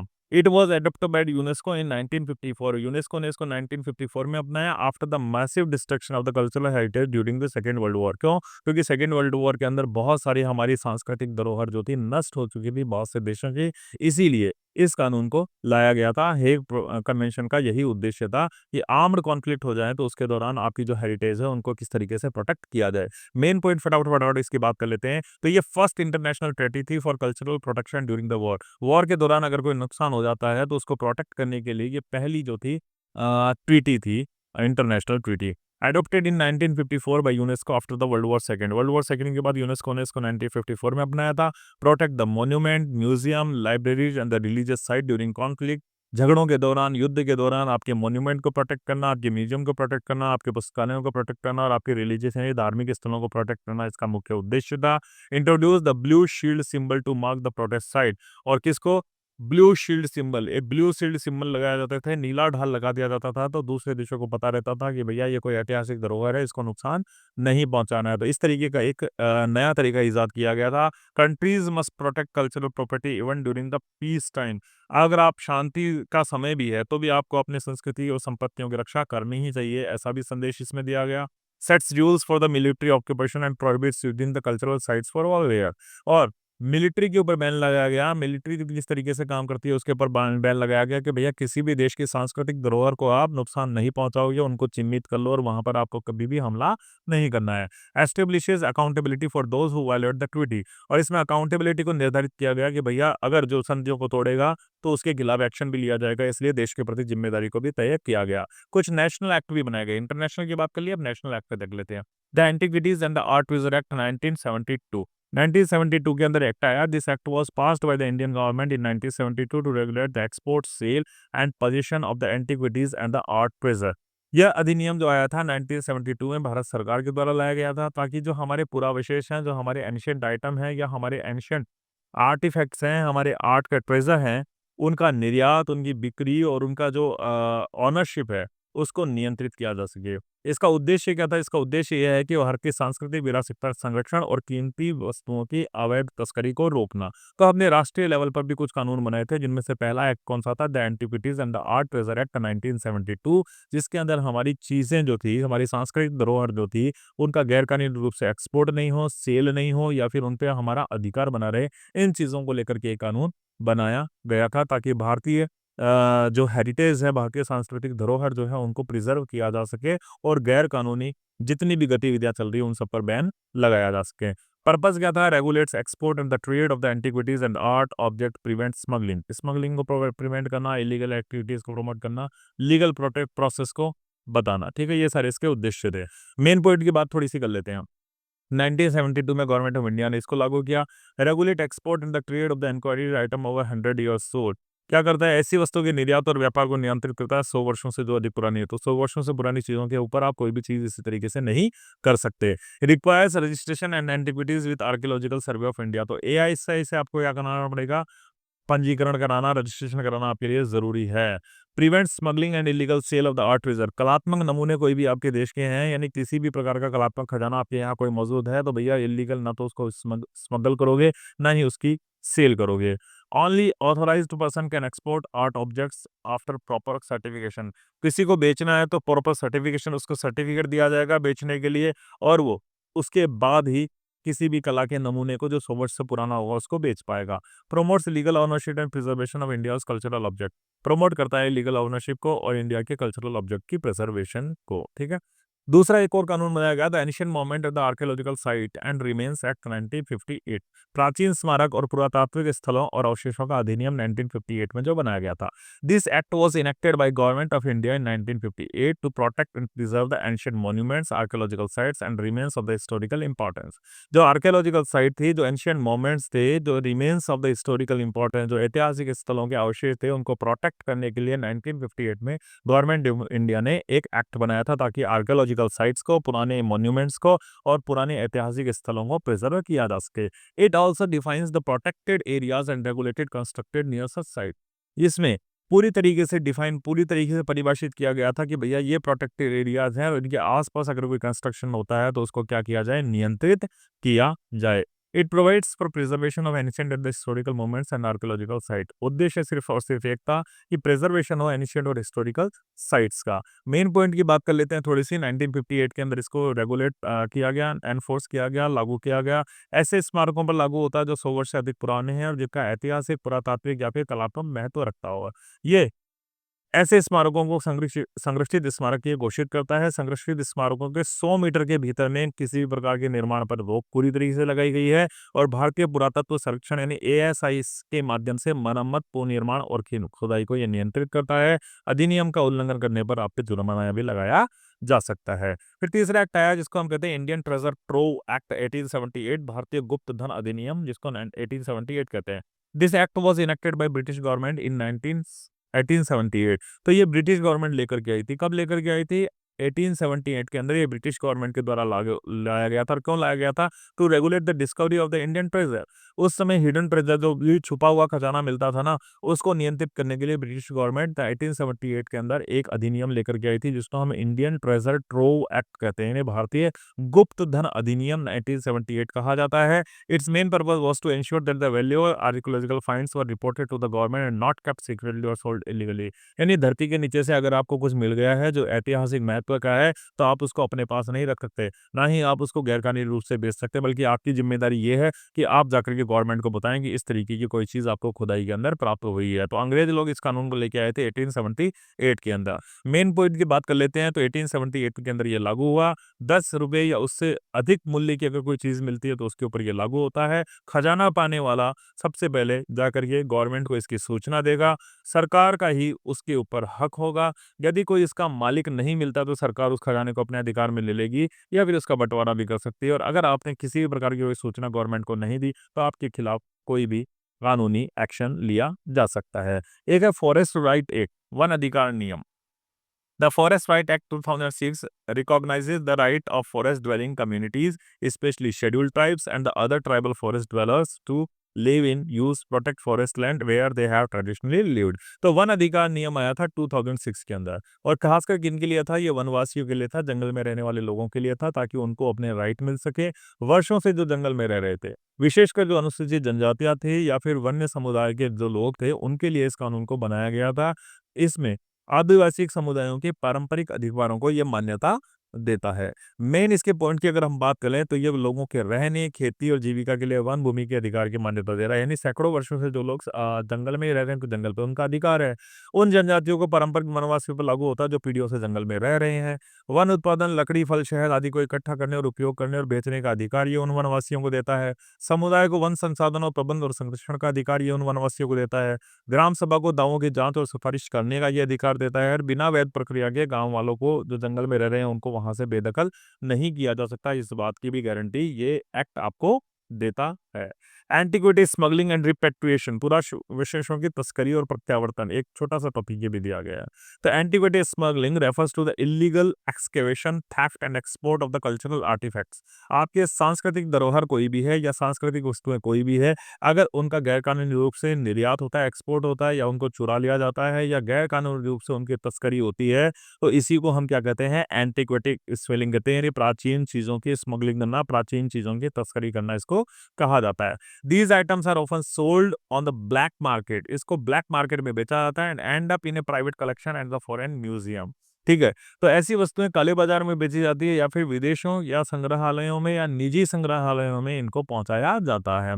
Repatriation is the legal and the diplomatic process of returning such stolen, smuggled heritage to their country of origin।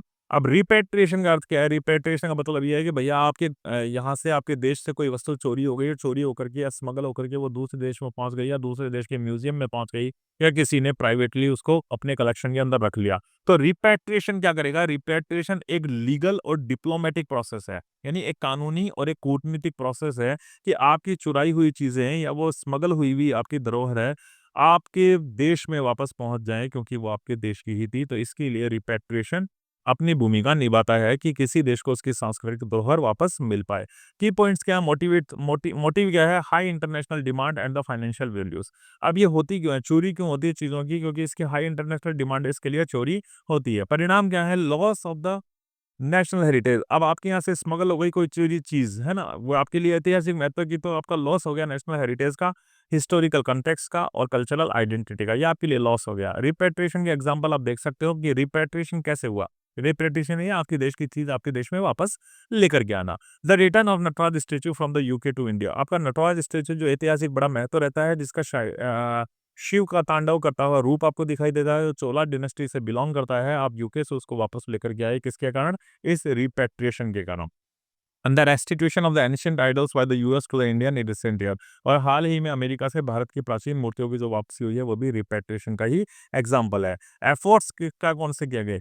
Collaboration with the Interpol. Interpol जो एक इंटरनेशनल ऑर्गेनाइजेशन है, उसके साथ कोलैबोरेशन, यूनेस्को के साथ कोलैबोरेशन और इंटरनेशनल एजेंसी के through इसमें मदद ली जाती है। Creating heritage database and digital record. Digital record और डेटाबेस, हेरिटेज डाटाबेस का रिकॉर्ड इसमें तैयार किया जाता है। पब्लिक अवेयरनेस, लोगों में जन जागरूकता फैलाई जाती है, ऐसे अभियान चलाए जाते हैं। स्ट्रॉन्गर एनफोर्समेंट और हेरिटेज लॉ, और ऐतिहासिक धरोहर से संबंधित जो नियम है उनको स्ट्रिक्टली लागू किया जाता है। आगे चलें उससे पहले यदि अभी तक आपने अपने इस चैनल एजुनेक्स विजडम को सब्सक्राइब नहीं किया है, तो please do subscribe the channel. यही वो प्लेटफॉर्म है जहां पर आपको आपके मेजर माइनर के सभी वीडियोस अवेलेबल होंगे। एईसी, एसईसी, एमडीसी, वीएससी, इन सभी के वीडियो भी आपको इस प्लेटफॉर्म पर मिल जाएंगे। तो प्लीज़ सब्सक्राइब द चैनल, ताकि आगे आने वाले इंपॉर्टेंट वीडियोस इसी तरीके से आपको मिलते रहें और एग्जामिनेशन के समय आपको इंपॉर्टेंट क्वेश्चन के ऊपर भी हम डिस्कशन कर पाएँ। तो please do subscribe the channel, बिना सब्सक्राइब करे नहीं जाइएगा। आगे चलते हैं और आगे बात करते हैं हम हमारी यूनिट थर्ड की। तो यूनिट थर्ड की अगर साथियों हम बात करें, तो यूनिट थर्ड हमारी डील करती है किसके साथ? हेरिटेज प्रिजर्वेशन और कंजर्वेशन के साथ में। इस चीज़ के साथ में हमारी यूनिट थर्ड डील करती है। स्टूडेंट्स, यूनिट थर्ड का जो हमारा पहला टॉपिक रहने वाला है, वो धरोहर से संबंधित सरकारी विभाग, संग्राहक और नियामक संस्थाएं, यानी heritage related government departments, museum और रेगुलेटरी बॉडीज की बात की गई है टॉपिक फर्स्ट के अंदर। और उसमें सबसे पहला नाम आता है आर्कियोलॉजिकल सर्वे ऑफ इंडिया का, यानी एएसआई का। एएसआई की साथियों अगर हम बात करें, तो it was established in the year 1861। 1861 में एएसआई की स्थापना की गई थी, और किसके द्वारा की गई थी? अलेक्जेंडर कनिंघम, जो ब्रिटिश नागरिक थे, उनके द्वारा की गई थी। तो उस समय हम सबको पता है कि ब्रिटिश कॉलोनाइजेशन था, भारत उस समय ब्रिटिश शासन के अंडर में था और भारत के ऊपर ब्रिटिशर्स राज कर रहे थे। तो ब्रिटिशर्स का ही एक पुरातत्ववेदा यानी इतिहासकार थे, जिनका नाम था अलेक्जेंडर कनिंघम। उनके नेतृत्व में एएसआई की स्थापना 1861 के अंदर की गई थी। ASI is the apex government organisation under the ministry of culture. Ministry of culture के अंडर आने वाली एक सर्वोच्च सरकारी संस्था है, जो क्या करती है? पुरातत्व का काम करती है, या धरोहर से संबंधित पुरातत्व सर्वेक्षण का काम करती है। It is responsible for archaeological research, excavation, documentation, protection and maintenance of over 3,600 centrally protected monuments in India। ASI का काम क्या है? ASI का काम यह है कि भारत में लगभग 3,600 के करीब क्या है? केंद्रीय संरक्षित स्मारक है। उनकी खुदाई, उनका अनुसंधान, उनका डॉक्यूमेंटेशन और उनका मेंटेनेंस, इन सब को करने का काम कौन करता है? हमारा आर्कियोलॉजिकल सर्वे ऑफ इंडिया किया करता है। ASI classifies sites as a monument of national importance and controls construction within 300 meters of these sites। ASI क्या करता है? ASI ही किसी साइट के बारे में ये बताता है कि भैया ये जो स्मारक है, ये कैसा है? राष्ट्रीय महत्व का स्मारक है, और इसके आसपास के 100 मीटर के दायरे में किसी भी प्रकार का कोई भी कंस्ट्रक्शन अलाउ नहीं है। उसको कंट्रोल करने का काम भी हमारा ASI ही करता है। दूसरी संस्था है, उसको हम कहते हैं Indian national trust for art and cultural heritage, जिसको इंटैक के नाम से हम जानते हैं। इंटैक की स्थापना की गई थी 1984 में, और किसने की थी? एल के झा एंड पुपुल जयकर ने इसकी स्थापना की थी। INTACH is an NGO. INTACH क्या है? एनजीओ है, नॉन गवर्नमेंट ऑर्गेनाइजेशन है, that promote heritage awareness, preservation, restoration and cultural education। तो इंटेक एक एनजीओ है। इंटेक का काम क्या है? धरोहर के प्रति जागरूकता पैदा करना, धरोहर की संरक्षण यानी प्रिजर्वेशन करना, उसको रिस्टोर करना, उसको पुनर्स्थापित करना और कल्चरल एजुकेशन यानी सांस्कृतिक शिक्षा को बढ़ावा देना, इस क्षेत्र में हमारा ये इंटेक एनजीओ संगठन है वो काम करता है। It works at the grassroots level and encourages school students, local communities and volunteers to take part in the heritage walks, surveys and documentation। ये ग्रास रूट पे काम करता है, यानी जमीनी स्तर पर काम करता है, धरातल पे ये काम करता है और स्कूल के स्टूडेंट हो या लोकल समुदाय हो या फिर स्वयं सेवक हो, उन सबको ही ये एनकरेज करता है, वो प्रोत्साहित करता है कि वो इन धरोहर की ओर पदयात्राएं करें। ठीक है, हेरिटेज वॉक यानी पदयात्राएं करें, इनके सर्वेक्षण करें और इनके डॉक्यूमेंटेशन यानी दस्तावेज का काम करें। तो एनजीओ एक ऐसा संगठन है जो इन धरोहरों के प्रति जागरूकता लाने का काम करता है विद्यार्थियों में और वहां निवास कर रहे आसपास लोकल समुदायों के मध्य में। ठीक है, ऐसा ही एक और संगठन है जिसको हम कहते हैं ministry of culture, government of India. तो गवर्नमेंट ऑफ इंडिया की जो कल्चर यानी सांस्कृतिक मंत्रालय है वो भी इसी में से एक ही है। Reconstituted as independent ministry 2006। इसको 2006 में इंडिपेंडेंट मिनिस्ट्री के रूप में स्थापित किया गया था and it is responsible policy formulation related to the cultural heritage. हमारी सांस्कृतिक धरोहर से जो भी चीजें जुड़ी हुई है उससे संबंधित जिस भी प्रकार की नीतियां जो निर्धारित की जाती है वो किसके द्वारा की जाती है, सांस्कृतिक मंत्रालय के द्वारा ही की जाती है। Supervises national level institution like ASI, national museum, national archive, साहित्य अकेडमी। और हमारे नेशनल लेवल के जो इंस्टीट्यूट है, चाहे वो एएसआई हो, चाहे वो नेशनल म्यूजियम हो, चाहे वो नेशनल आर्चीव हो या फिर साहित्य अकेडमी हो, इन सबको सुपरवाइज करने का काम, इन सबको देखने का काम या इन सब पे निगरानी रखने का काम कौन करता है, हमारा ये ministry of culture, government of India करता है। It provide the grants and the funds for preservation projects, festivals and research. और मिनिस्ट्री ऑफ कल्चर ही है जो क्या करता है, ग्रांट और फंड देता है। ठीक है, किसी प्रोजेक्ट को प्रेजर्व करना है, संरक्षित करना है या कोई त्योहार मनाए जाने हैं या किसी प्रकार का कोई अनुसंधान होना है तो उसके लिए जो खर्चा होता है, उसके लिए जो पैसा होता है, उसके लिए जो फंड होता है, उसकी व्यवस्था भी किसके द्वारा की जाती है, मिनिस्ट्री ऑफ कल्चर के द्वारा ही की जाती है। ठीक है, अगला है नेशनल म्यूजियम जो न्यू दिल्ली में स्थापित है। This national museum was established in the year 1949। 1949 में हमारे नेशनल म्यूजियम की स्थापना हुई। It is the flagship museum of India. It is the flagship museum of India with over 2 lakh artifacts including sculptures, paintings, arms, manuscripts and decorative arts। ये एक flagship यानी सबसे बड़ा संग्रहालय है भारत का जिसके अंदर 2 लाख के करीब करीब हमारे कलात्मक नमूने हैं। इनके अंदर स्कल्पचर्स यानी मूर्तियां हैं, चित्रकारी है, आर्म्स यानी हथियार हैं, मैन्यूस्क्रिप्ट्स यानी पांडुलिपियां हैं और भी सजावट के कई सारे कलात्मक नमूने इस संग्रहालय में संरक्षित रखे गए हैं। तो भारत का सबसे बड़ा म्यूजियम है जिसके करीब करीब 2 लाख से ज्यादा ऑब्जेक्ट ऐसे हैं जो राष्ट्रीय महत्व के हैं, धरोहर हैं हमारी, उनको संरक्षित रखा गया है इस नेशनल म्यूजियम दिल्ली में। We conduct workshop, student programs and research fellowship to promote heritage studies। अब ये क्या करता है, नेशनल म्यूजियम का काम क्या है कि ये हमारी इन हेरिटेज की स्टडीज को प्रमोट करने के लिए ये वर्कशॉप्स का आयोजन करता है, ये रिसर्च फेलोशिप देता है और ये स्टूडेंट प्रोग्राम ने छात्रों के प्रोग्राम को बार बार ऑर्गेनाइज करता है और इस तरीके से छात्रों के मध्य जागरूकता फैलाने का काम करता है और राष्ट्रीय धरोहरों को संरक्षित रखने का काम करता है। ठीक है, आगे स्टेट आर्कियोलॉजिकल डिपार्टमेंट यानी राज्य आर्कियोलॉजिकल डिपार्टमेंट भी है जिसकी स्थापना हुई थी तमिलनाडु में। Tamil Nadu state develop department of archaeology जो 1961 के अंदर स्थापित किया गया था। ठीक है, तो 1961 के अंदर स्टेट लेवल पे Tamil Nadu state department of archaeology की स्थापना 1961 में हुई थी। These department manage region specific heritage site. Region ही स्पेसिफिक यानी पर्टिकुलर रीजन, पर्टिकुलर क्षेत्र के अंदर कोई हेरिटेज साइट है तो उसको मैनेज करने का काम कौन करेगा, हमारा ये Tamil Nadu state department of archaeology. तो रीजन बेस्ड कोई स्पेसिफिक साइट्स हो, कोई म्यूजियम हो, उन सबको देखरेख करने का काम, उनको संरक्षित करने का काम Tamil Nadu state department of archaeology जिसकी स्थापना 1961 में हुई थी वो करता है। And conduct excavation at local level. Excavation, excavation का मतलब खुदाई। अगर लोकल लेवल पे, अगर स्थानीय स्तर पर किसी प्रकार की खुदाई की कोई जरूरत है जहां राष्ट्रीय महत्व की धरोहर के लिए की जा सकती है तो उसको कंडक्ट करवाने का काम भी कौन करता है, हमारा Tamil Nadu state department of archaeology. They enforce state laws for protection of the lesser known and the vernacular heritage. और इस डिपार्टमेंट का काम ये है कि भैया जो राज्य स्तर के कानून हैं जो हमारी इन सांस्कृतिक धरोहर के संरक्षण के लिए बहुत जरूरी हैं ताकि स्थानीय स्तर की इन धरोहरों को भी बचाया जा सके, उनको एनफोर्स करने का, उनको लागू करवाने का काम भी ये संस्था करती है। ठीक है, आगे चलते हैं UNESCO. UNESCO and the world heritage site, ठीक है, अगली संस्था है UNESCO and the world heritage site. India became a signatory 1977, Bharat 1977 में इसका सदस्य बना था, यानी यूनेस्को से जुड़ा था। यूनेस्को जो वर्ल्ड हेरिटेज साइट के पूरे वर्ल्ड की जो हेरिटेज साइट है ना, उनको संरक्षित करने का, उनको प्रोटेक्ट करने का काम करते हैं। भारत 1977 में इसके साथ में जुड़ गया था। UNESCO identifies and designates World Heritage Sites based on the cultural, historical and natural significance। UNESCO जो सबसे बड़ी संस्था है इस हेरिटेज के फील्ड में, वो पूरे विश्व के अंदर, पूरे वर्ल्ड के अंदर हेरिटेज साइट को चिन्हित करती है। किस आधार पर? उसकी कल्चरल वैल्यूज यानी सांस्कृतिक वैल्यू क्या है, ऐतिहासिक उसका महत्व क्या है और प्राकृतिक रूप से उसका क्या महत्व है, इसको ध्यान में रखते हुए यूनेस्को किसी भी देश के अंदर ऐसे स्मारक को, ऐसे मॉन्यूमेंट्स को क्या करती है, वो वर्ल्ड हेरिटेज साइट का दर्जा प्रदान करती है, उसके सांस्कृतिक, उसके हिस्टोरिकल, ऐतिहासिक और उसके प्राकृतिक महत्व को देखते हुए। India currently has 42 world heritage site as per 2020, और 2024 तक यूनेस्को के अकॉर्डिंग या यूनेस्को की लिस्ट में भारत की कितनी वर्ल्ड हेरिटेज साइट थी? 42 वर्ल्ड हेरिटेज साइट थी भारत के अंदर। इनके अंदर ताजमहल भी था, जयपुर सिटी भी थी, सुंदरबंस भी थे और हम्पी जैसे स्थान थे भारत के, जिनको वर्ल्ड हेरिटेज में शामिल किया गया। यानी 2024 तक वर्ल्ड हेरिटेज इंडिया के अंदर कितने थे? 42, इसको आपको याद रखना है।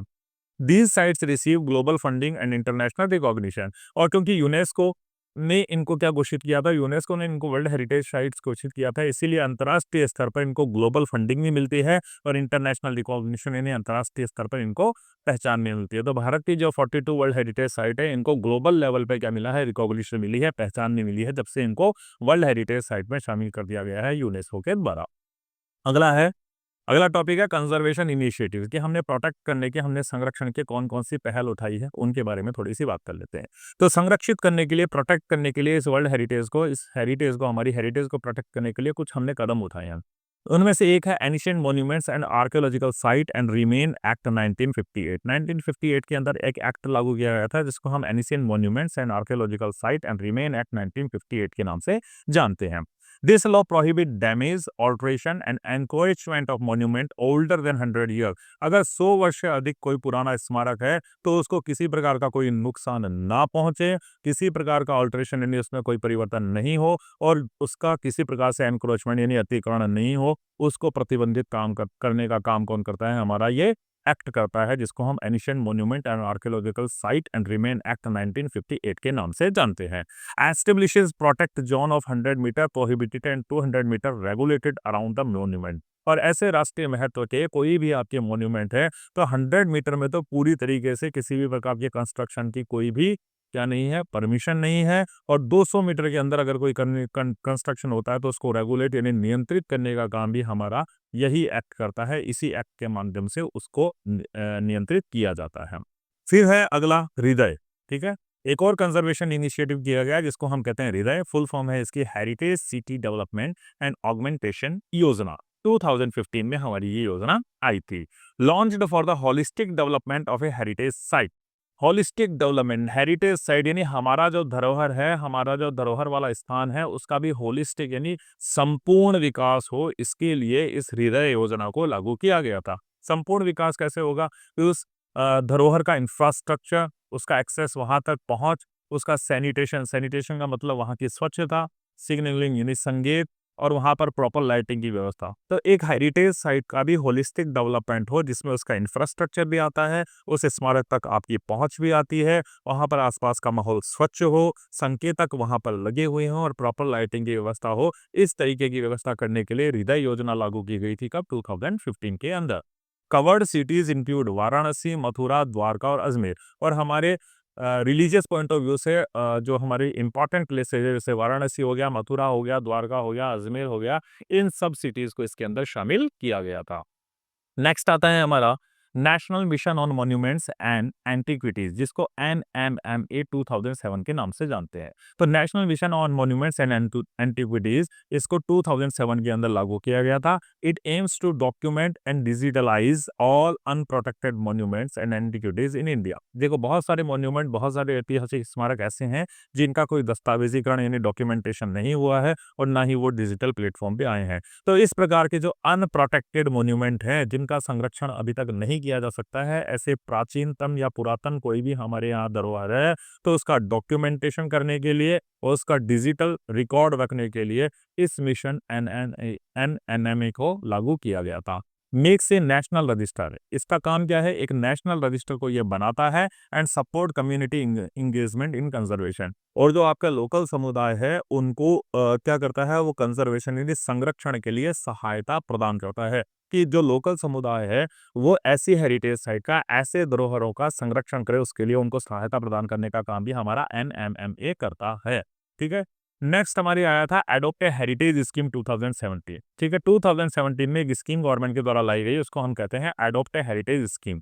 इसका स्लोगन दिया गया क्या, अपनी धरोहर अपनी पहचान, इसका स्लोगन था। और इस स्कीम का उद्देश्य क्या था, it allows corporates, NGOs and individuals to adopt and maintain a heritage site. ठीक है, 2017 में गवर्नमेंट एक योजना लेके आई कि इनके लिए कॉर्पोरेट्स जो बिजनेस कराने से हैं, एनजीओ जो नॉन गवर्नमेंट ऑर्गेनाइजेशन है, या कोई भी व्यक्तिगत स्तर पर किसी भी एक धरोहर को गोद ले और उसको मेंटेन करने का काम वो व्यक्ति करे, वो संस्था करे, या फिर वो बिजनेसमैन करे। एग्जाम्पल के तौर पे देखो, Dalmia group adopted Red Fort under this scheme. Dalmia group जो है, उन्होंने, जो डालमिया कॉर्पोरेट वर्ल्ड से बिलोंग करते हैं, इन्होंने एक साइट को अडोप्ट किया और किसको, रेड फोर्ट को अडोप्ट किया, और उसको संरक्षित करने का काम अभी कौन कर रहा है, आपका डालमिया ग्रुप ही कर रहा है। तो एडोप्ट ए हेरिटेज स्कीम आई थी 2017 में, जिसका काम था या जिसका लक्ष्य था कि कोई भी corporate, business world, NGO organisation या फिर कोई इंडिविजुअल किसी भी एक धरोहर को गोद ले और उसको संरक्षित करने का काम करे। अगला नेक्स्ट आता है म्यूजियम मॉडर्नाइजेशन स्कीम 2013 ऑनवर्ड्स। तो 2013 से एक और स्कीम चल रही है जिसको हम म्यूजियम मॉडर्नाइजेशन स्कीम के तहत जानते हैं। Modernizes museum using digital kiosk, audio guides, QR codes, climate control and multilingual signages. संग्रहालयों को डिजिटल कियोस्क में तब्दील करना, वहां पर ऑडियो गाइड को उपलब्ध करना, क्यूआर कोड के माध्यम से वो संरक्षित इमारत की जानकारी देना, तापमान को नियंत्रित करना, और एक से ज्यादा भाषाओं के अंदर वहां पर संकेतकों का प्रयोग किया जाना, इससे मॉडर्नाइजेशन किया जाता है। ठीक है, तो म्यूजियम मॉडर्नाइजेशन स्कीम जो 2013 आई थी, उसका लक्ष्य यह था कि ऑडियो के थ्रू भी लोग बाग आपकी बातों को सुन पाए, डिजिटल कियोस्क भी अवेलेबल हो कि डिजिटली आपकी पूरी उस धरोहर की जानकारी वहां पर हो, क्यूआर कोड को यदि कोई व्यक्ति स्कैन करे तो पूरी की पूरी धरोहर की जानकारी उसके सामने आ जाए, वहां का तापमान नियंत्रित रहे, और मल्टीलिंगुअल साइंस वहां पर यूज हो, ताकि किसी भी देश का कोई व्यक्ति आ जाए तो उसको उस धरोहर का में वॉक करने में, उस धरोहर को देखने में बड़ी आसानी महसूस हो। ऑल्सो ट्रेन्स म्यूजियम प्रोफेशनल्स इन कंजर्वेशन टेक्निक। साथ ही संग्रहालय कर्मचारियों को संरक्षण तकनीकों का प्रशिक्षण भी इसके तहत दिया जाता है। यानी संग्रहालय में जितने भी लोग काम कर रहे हैं, उस म्यूजियम में जितने भी लोग काम कर रहे हैं, उन सबको ट्रेंड किया जाता है कि किस तरीके से किसी धरोहर को प्रोटेक्ट किया जाता है, संरक्षित किया जाता है। नेक्स्ट आता है इसी के अंदर कम्युनिटी पार्टिसिपेशन इनिशिएटिव। ठीक है, अब देखो ये सब तो हो गया, लेकिन कम्युनिटी, जब तक लोग जागरूक नहीं होंगे अपनी धरोहरों के प्रति, लोग इनिशिएटिव नहीं लेंगे, तब तक किसी भी धरोहर को प्रोटेक्ट करना बड़ा ही मुश्किल हो जाता है। इसी के लिए कम्युनिटी पार्टिसिपेशन इनिशिएटिव यानी इसकी पहल की गई थी, including organisation heritage walk, storytelling sessions, school programmes and local volunteer programme.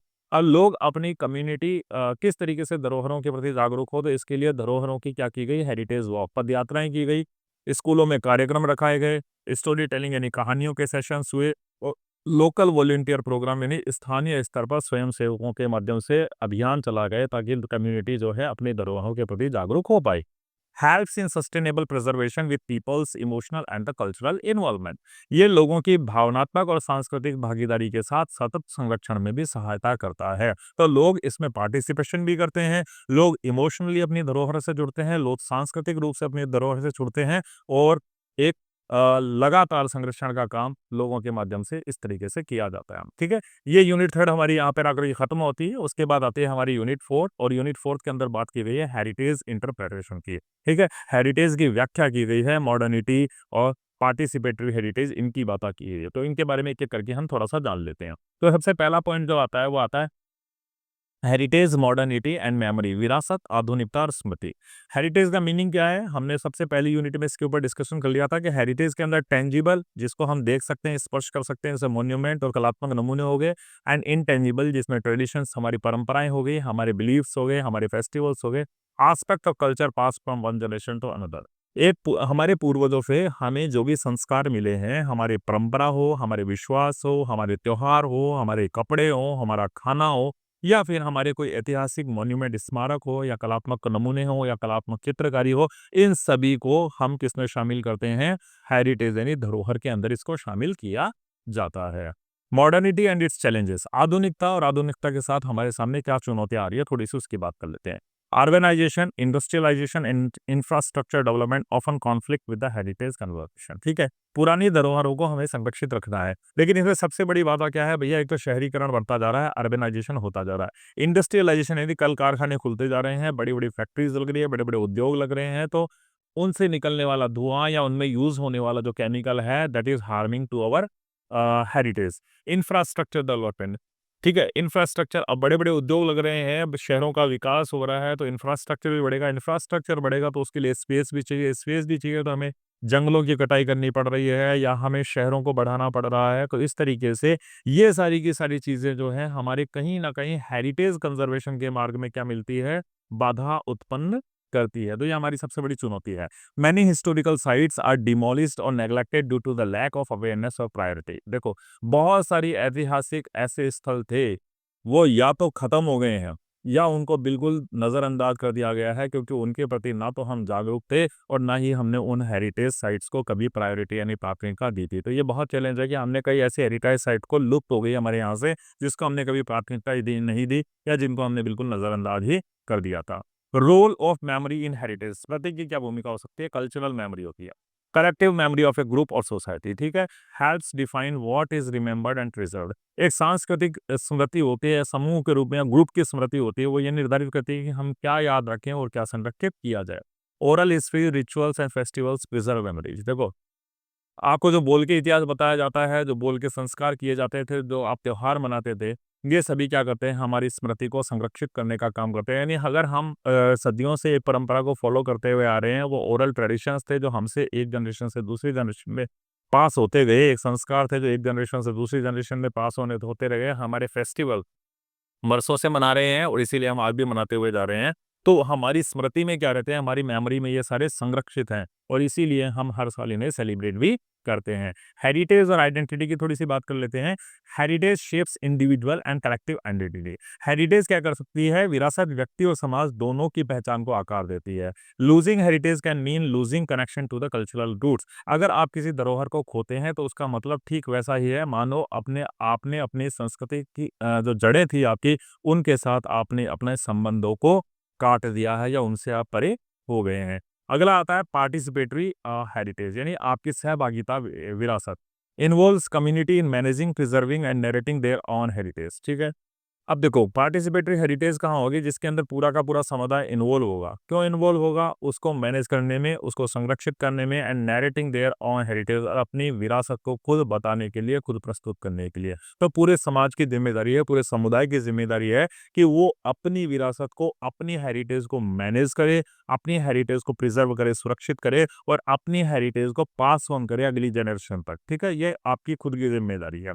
Encourage local ownership and pride, और ये पार्टिसिपेटरी हेरिटेज ही होती है कि आप अपनी सभ्यता पर गर्व करते हैं, तो आपकी वो अपनी सभ्यता है, ये ओनरशिप को दर्शाती है और ये आपके गौरव को भी दर्शाती है। जैसे हम अगर राजस्थान के निवासी हैं तो हमारी जो सभ्यता है उसको हम क्या कहते हैं? हमारा ये कस्टम है, हमारी ये परंपरा है, अतिथि देवो भव, ये हमारे संस्कार हैं और इस चीज़ पे हम ओनरशिप भी बताते हैं और इस चीज़ का ये हम बड़ा गर्व भी करते हैं। तो इसका एक एग्जांपल भी आपको बताता हूँ, local story telling event, folk music festival और कम्युनिटी क्यूरेटेड म्यूजियम। ठीक है, जो लोकल स्टोरी, स्थानीय कथावाचन का कोई प्रोग्राम हो गया या आपका लोक संगीत का कोई किसी प्रकार का महोत्सव मनाया जा रहा है या फिर सामुदायिक संग्रहालय है, वो सभी किसके एग्जाम्पल हैं? आपकी पार्टिसिपेटरी हेरिटेज के एग्जाम्पल हैं। एग्जीबिशन, प्रदर्शनियां, इन सब के बारे में हम जानते हैं। तो एग्जीबिशन से क्या होता है? Exhibition help in visual story telling and education. Visual यानी आप देख रहे हो, तो एजुकेशन से क्या होता है? एग्जीबिशन से क्या होता है? एग्जीबिशन से ऐतिहासिक कहानियों का प्रदर्शन होता है, सांस्कृतिक वस्तुएं लोग देख पाते हैं, आपकी हेरिटेज से लोग बाग विजुअली सरोकार कर पाते हैं। They make heritage accessible to the public. Exhibition किसके लिए होती है? पब्लिक के लिए होती है। और जब एग्जीबिशन में पब्लिक आएगी तो वो आपके कस्टम्स को देखेगी, आपके कल्चर को देखेगी, आपके रीति रिवाजों के बारे में जानेगी, आपके ट्रेडिशंस के बारे में जानेगी, आपकी क्लोथिंग के बारे में जानेगी, आपके फूड के बारे में जानेगी। तो इन सब चीज़ों के बारे में जानेगी तो they will come to know about your heritage और योर कल्चर। आपके कल्चर से उनका सरोकार होगा। तो ये काम कौन करता है? Exhibition. These can be held in museum, अब एग्जीबिशन म्यूजियम में भी हो सकती है, गैलरीज में भी लगाई जा सकती है, यूनिवर्सिटी में भी लगाई जा सकती है, या फिर कोई पब्लिक स्पेस में भी लगाई जा सकती है। Use of digital tools like AR, VR and interactive displace makes exhibition engaging. अगर हम आज के आधुनिक चीज़ों का जैसे AR, VR का इस्तेमाल कर लें, तो हमारी एग्जीबिशन और भी ज़्यादा रोमांचकारी हो जाएगी, लोग उसमें और भी ज़्यादा इंटरेस्ट लेने लगे। Displays cultural artefacts, art and the historical narratives. Exhibition के अंदर आप कल्चरल यानी सांस्कृतिक चीज़ें देख सकते हैं, एग्जीबिशन के अंदर आप कला देख सकते हैं, और एग्जीबिशन के अंदर आप हिस्टोरिकल यानी ऐतिहासिक कहानियों का भी क्या कर सकते हैं, प्रदर्शन कर सकते हैं। सर्व एजुकेशनल एंड एस्थेटिक पर्पज। अब एजुकेशनल तो मिलती ही मिलती है हमें एग्जीबिशन से, लेकिन उसके साथ में हमें क्या मिलता है, एस्थेटिक पर्पज। एस्थेटिक यानी सौंदर्य को भी ये क्या करती है, बिखेरती है, सौंदर्य का प्रभाव भी ये डालती है। ठीक है, आपके कल्चर में कितना सौंदर्य था कैसे मालूम पड़ेगा लोगों को, एग्जीबिशन के माध्यम से। तो एजुकेशन तो मिलती है लोगों को एग्जीबिशन से, उसके साथ ये सौंदर्यात्मक जो उद्देश्य होते हैं, ऑब्जेक्टिव होते हैं, उसको भी पूरा करती है। कैन बी फिजिकल और डिजिटल। एग्जीबिशन देखो फिजिकल भी हो सकती है, यानी आप बिल्कुल लोगों के समक्ष जाकर के अपनी एग्जीबिशन लगा सकते हैं, और डिजिटल यानी वर्चुअल माध्यम से भी आप क्या कर सकते हैं, एग्जीबिशन लगा सकते हैं। ठीक है, वर्चुअल माध्यम से भी आप एग्जीबिशन को लगा सकते हैं। हेरिटेज वॉक की जिक्र कर लेते हैं, विरासत भ्रमण। आप जाते होंगे यहाँ का, जहाँ जहाँ विरासतें हमारी हैं, जैसे कुलधरा गांव हमारा राजस्थान का है, वो भी हमारी विरासत है। तो ये इसको वहाँ पर जाना और वहाँ पे घूमना और उस साइट के बारे में मालूम करना, उस साइट के बारे में जानकारी जुटाना, इसी को ही हम क्या कहते हैं, विरासत भ्रमण कहते हैं। गाइडेड टूर्स और historical places to raise awareness. ठीक है, आपके ऐतिहासिक कोई भी स्थान है, उनकी तरफ आप यात्रा करो, काहे के लिए, ताकि आपकी अवेयरनेस, आपकी जागरूकता उन स्थानों के प्रति हो पाए, आप उन स्थानों के प्रति जान पाए, उनके नॉलेज आप तक पहुंच पाए। Help people to connect with the local history. अब हेरिटेज वॉक क्या करती है, हेरिटेज वॉक लोगों की मदद करती है, किस चीज़ में मदद करती है, कि वो अपने स्वयं के स्थानीय इतिहास से परिचय कर पाए। ठीक है, promote tourism and the cultural education. अब ये हेरिटेज वॉक ही है, टूरिज्म को भी प्रमोट करती है, और आपके सांस्कृतिक अध्ययन को भी, आपकी सांस्कृतिक एजुकेशन को भी ये बढ़ावा देती है। ठीक है, अब डिजिटल और इंटरेक्टिव टूल्स हैं, ये लास्ट पॉइंट आ गया आपके सिलेबस का। कुछ डिजिटल और इंटरेक्टिव टूल्स हैं जिसके माध्यम से भी हेरिटेज को हम क्या कर सकते हैं, प्रमोट कर सकते हैं। Use of AR, VR, mobile apps, 3D maps, QR codes to make heritage engaging. आपके हेरिटेज को और ज्यादा रोचक बनाने के लिए हम इन सभी आधुनिक चीजों का, चाहे वो AR, VR हो, चाहे मोबाइल एप्स हो, चाहे 3D एप्स हो, चाहे QR कोड्स हो, इन सभी का इस्तेमाल करते हैं। उनमें सबसे पहले आया AR। AR को हम कहते हैं ऑगमेंटेड रियलिटी, और VR को हम कहते हैं virtual reality. These technologies allow users to virtually explore historical sites and artifacts। अब ये AR, VR की टेक्नोलॉजी क्या करती है, इनके माध्यम से जो इनका यूज करता है, वो ऐतिहासिक स्थलों और वस्तुओं की आभासी यात्रा कर लेता है। ठीक है, फिजिकली आप कहीं नहीं जा सकते, तो फिजिकली अगर आपका जाना वहां पर पॉसिबल नहीं है, तो AR और VR ये दो ऐसी चीजें हैं जिनको आप आभासी रूप से अपने सामने महसूस कर लेते हो। इन चीज़ों का भ्रमण आप एक जगह बैठकर ही कर लेते हो, इन चीज़ों को किसी भी परिदृश्य या AR, VR के माध्यम से देख करके।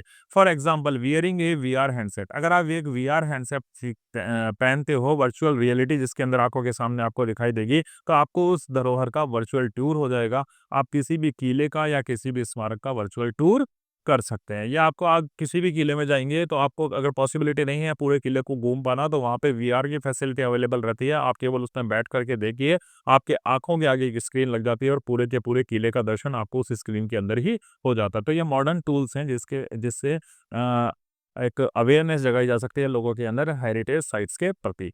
अगली आती है मोबाइल एप्लीकेशन। मोबाइल एप्लीकेशन क्या काम करती है, specially mobile apps provide detailed information, audio guides and interactive quizzes and real time updates about the heritage site.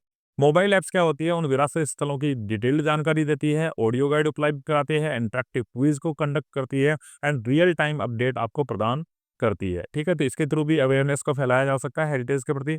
फिर आता है 3D maps and models. These help visualise monuments and landscape as they were in history, existing both tourist and the researcher. 3D maps के माध्यम से आप क्या कर सकते हो, ऐतिहासिक स्थल और ऐतिहासिक महत्व की जो चीजें हैं, जो लैंडस्केप्स हैं, आप उनको देख सकते हो। ठीक है, 3D में आप देख करके उनकी कल्पना कर सकते हो कि ये ऐसे दिखाई देते हैं। इससे चाहे हमारे टूरिस्ट हो, चाहे हमारे रिसर्चर हो, दोनों को ही बेनिफिट होता है। नेक्स्ट आता है QR code. Place that monument. देखो कई बार क्या होता है, आप जाओगे तो आपको मोन्यूमेंट्स यानी स्मारकों पर QR कोड्स दिखाई देंगे। जब आप इन कोड्स को स्कैन करोगे तो इससे क्या होता है, इंस्टेंटली एक्सेस वीडियो, अचानक आपके सामने उस स्मारक का वीडियो खुल करके आ जाता है। उस स्मारक की सारी फैक्ट्स आ जाती है, उसकी कहानी पूरी आपके सामने आ जाती है, ऑडियो विजुअल कंटेंट भी आपको उसके बारे में प्रोवाइड हो जाते हैं। तो क्यूआर कोड के एक सिंगल क्यूआर कोड से आप पूरे उस धरोहर की जानकारी जुटा सकते हो। इसके बेनिफिट्स क्या-क्या हैं, थोड़ी-सी हम उसकी बात कर लेते हैं। People from remote areas or those who cannot visit physically can still experience heritage through the digital mediums. जो लोग दूर-दराज के क्षेत्रों में हैं या उस स्थल पर नहीं जा सकते हैं, वे भी डिजिटल माध्यम से विरासत का अनुभव कर सकते हैं। यानी ताजमहल मैं जा तो नहीं सकता, लेकिन मैं घर बैठे मेरे पास बहुत सारे ऐसे साधन हैं, ऑडियो विजुअल साधन मेरे पास अवेलेबल है कि मैं यहीं पर बैठ करके आभासी रूप से पूरे के पूरे ताजमहल, पूरे के पूरे लाल किले को विजिट कर सकता हूँ। तो ये इसका फ़ायदा है हमारे डिजिटल होने का। Engagement. These tools are popular with the younger generations and help in making heritage education exciting and relatable.